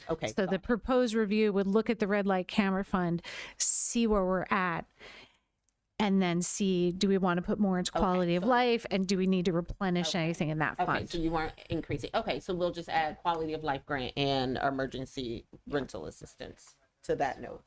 So just to clarify, I think I understood this from what Mr. McNally said, the amount that we will have available for emergency rental assistance in the coming year, it already represents a significant increase over what was expended in fiscal 24. Is that, did I get that right? Mm-hmm. Yeah, okay. Say that again. That the proposed amount that's in the budget this year is 136K. And last year, we expended around 80K. Is that approximately what you? Yeah, so typically the program we've been running for the past couple of years, the emergency assistance program, which also includes foreclosures and utility disconnections. We've been doing about $80,000 per year, generally. So 136,000 should likely cover requests for the next fiscal year. Oh, okay. Which would suggest that maybe we shouldn't leave the door open, but we may already have made a significant enough increase in the post budget that it would be less likely that we would need to tap into red light or other funds. That's good. Yeah, okay. Yeah. Thank you for that clarification. Okay. All right. Any other items? Okay. Councilmember Layman. I don't want to keep us here too late. I'm just going to offer one reconciliation item, and I do not have a precise dollar figure, but I want to propose that we hold the raises for non-union staff to the same 3% increase that is projected for union staff, unionized staff under their contracts. I have different estimates for what that may be, depending upon whether it includes staff who are not police or both, and whether it includes benefits. And I don't know the proper way to make that calculation, because the benefits are obviously tied to the salary, and I don't know precisely how that works, but there may be others who do. I just want to make sure I'm clear on what you're proposing, because benefits would be tied to FTE. Raises would be separate. So I'm trying to focus on salaries, but since I don't know how the whole packages are calculated, I think what I'm saying is since salaries might have an impact on things like, for example, pension benefits, I don't know, although I could possibly make a calculation on what the salary number would be. The other calculations that are tied to that would be affected by a fixed salary change would be beyond my. okay. So that would thank you. That actually would not be an increase, that would be a decrease. So we would need to mark that as a decrease in salary of non-union. So this would be a, yeah. So basically, right now, the budget proposed a non-union COLA increase of 4.6. The way I would word it, Mayor, is a reduction of 1.6% in personnel costs for non-represented staff. Yeah. And we can come up with a we'll work internally to figure out what that might represent. But Councilmember Lyman, if you have an estimate that you want us to put in here. I trust your math. Okay.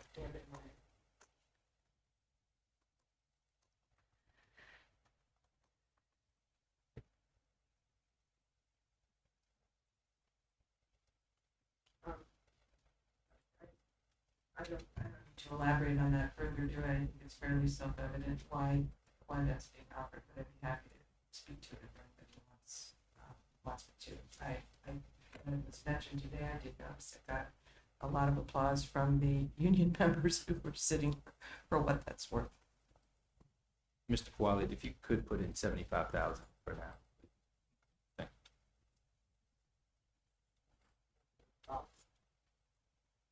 Can we back up a second? Do we want a reason on the traffic calming to cover all projects rated 4 and 5 or higher rather than leave it? Yeah, we can add that note. Thank you. Let's just let me finish.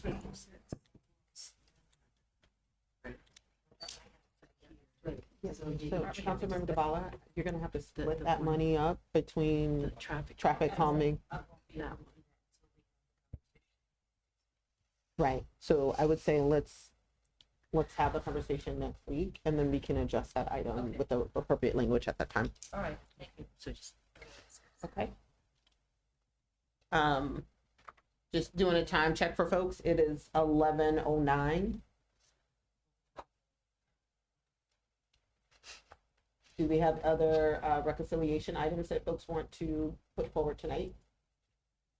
Sure, yeah, I'd like to put a couple items in, and I understand that you may need more information, but it's okay to put them in, right?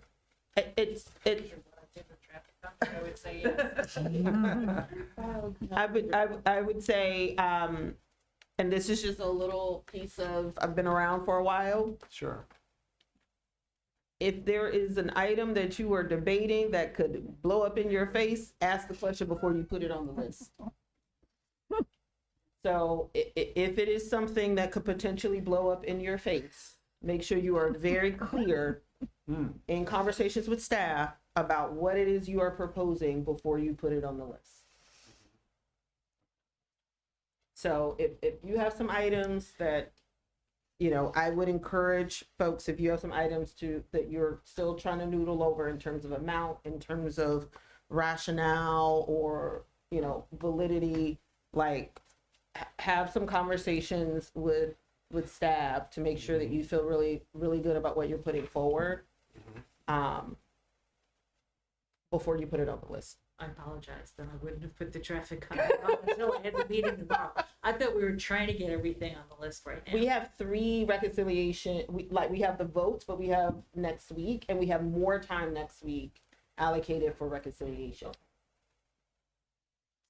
Okay, Council? well, Go ahead. I have two relatively small dollar ones that I'm okay if they blow up in my face. Okay. One would be to increase revenue from utility taxes by increasing the utility tax rate. And I don't know how to calculate the rate right now, but I thought that something in the range of seeking a $10,000 revenue increase would not be extraordinarily huge of an impact. And I think if I remember Arthur David Olson's commentary, that would put us, in a reasonable position compared to other municipalities still. So is it possible to propose a revenue increase and then figure out what the rate would be that produces that? Yes, that's possible. Thank you. Give us and- 1 second. Let's just make sure that that gets counted in the right place. And my rationale for that, very briefly, would be that, as Director Braithwaite has said, we do have to do a lot of follow-up with utilities. There's a lot of staff time spent to make sure they come back and do what they're supposed to do after a quick patching. And so I think that is reasonable to consider taxing the utilities more. The other one that I would like to bring up is the right-of-way rental fees. To my knowledge, they mainly impact Laurel Avenue right now, but I'm not sure. There may be other businesses that rent space in the public right-of-way. And I guess I need to ask a question about what our current revenue is from that before I could propose an increase. I'm concerned about the equity of other businesses that don't have access to such right of way. So yeah, I don't know if anybody knows the current revenue of that. It's pretty low. I think it's under $10,000, well under $10,000. Okay. All right. Well, I'll go ahead and I'll propose an increase of $10,000 in that revenue. I think that would be significant. My recollection says that the annual amount is something like 2,000 in total. Oh, it's 2,000. I believe so. I said under 10,000 to give me some room. All right. Pretty sure it's under 10,000. Okay. Well, then let's hold. I'll do some research. Okay, so would you like to remove that item? I'll remove that item. Okay, let's remove that item.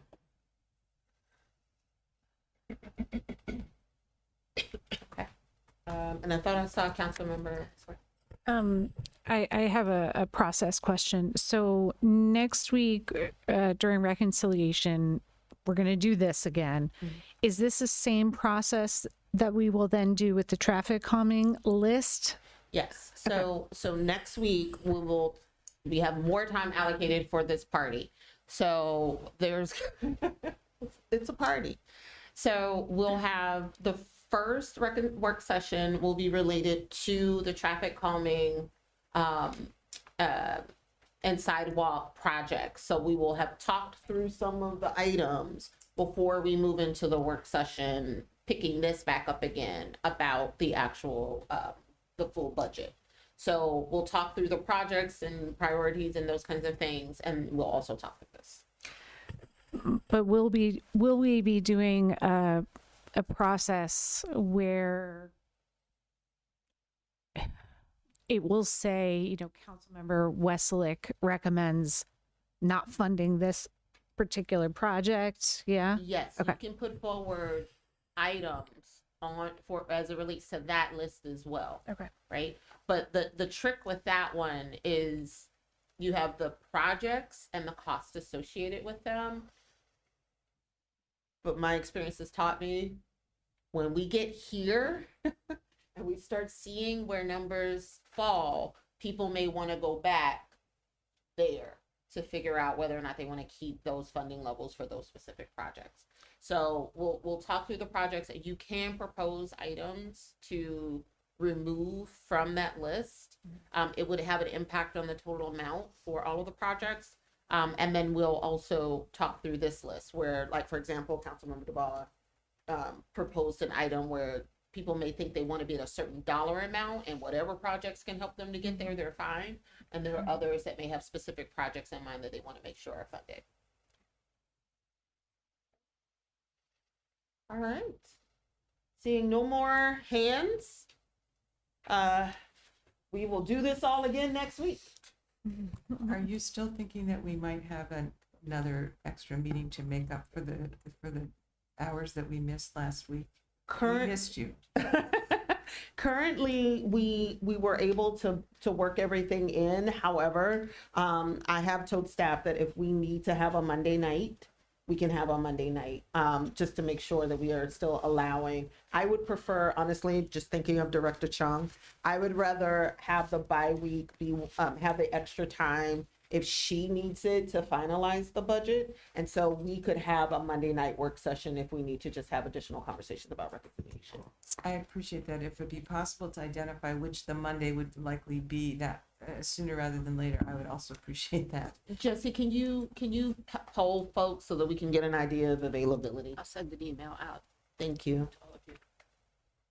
And again, right now, we're not thinking we're gonna need it, but you all may say next week, oh, we need it. So we can have a Monday night session. All right. Any other questions, thoughts, concerns? Any problem with me banging this gavel so we can go home? All right. Everybody have a good night.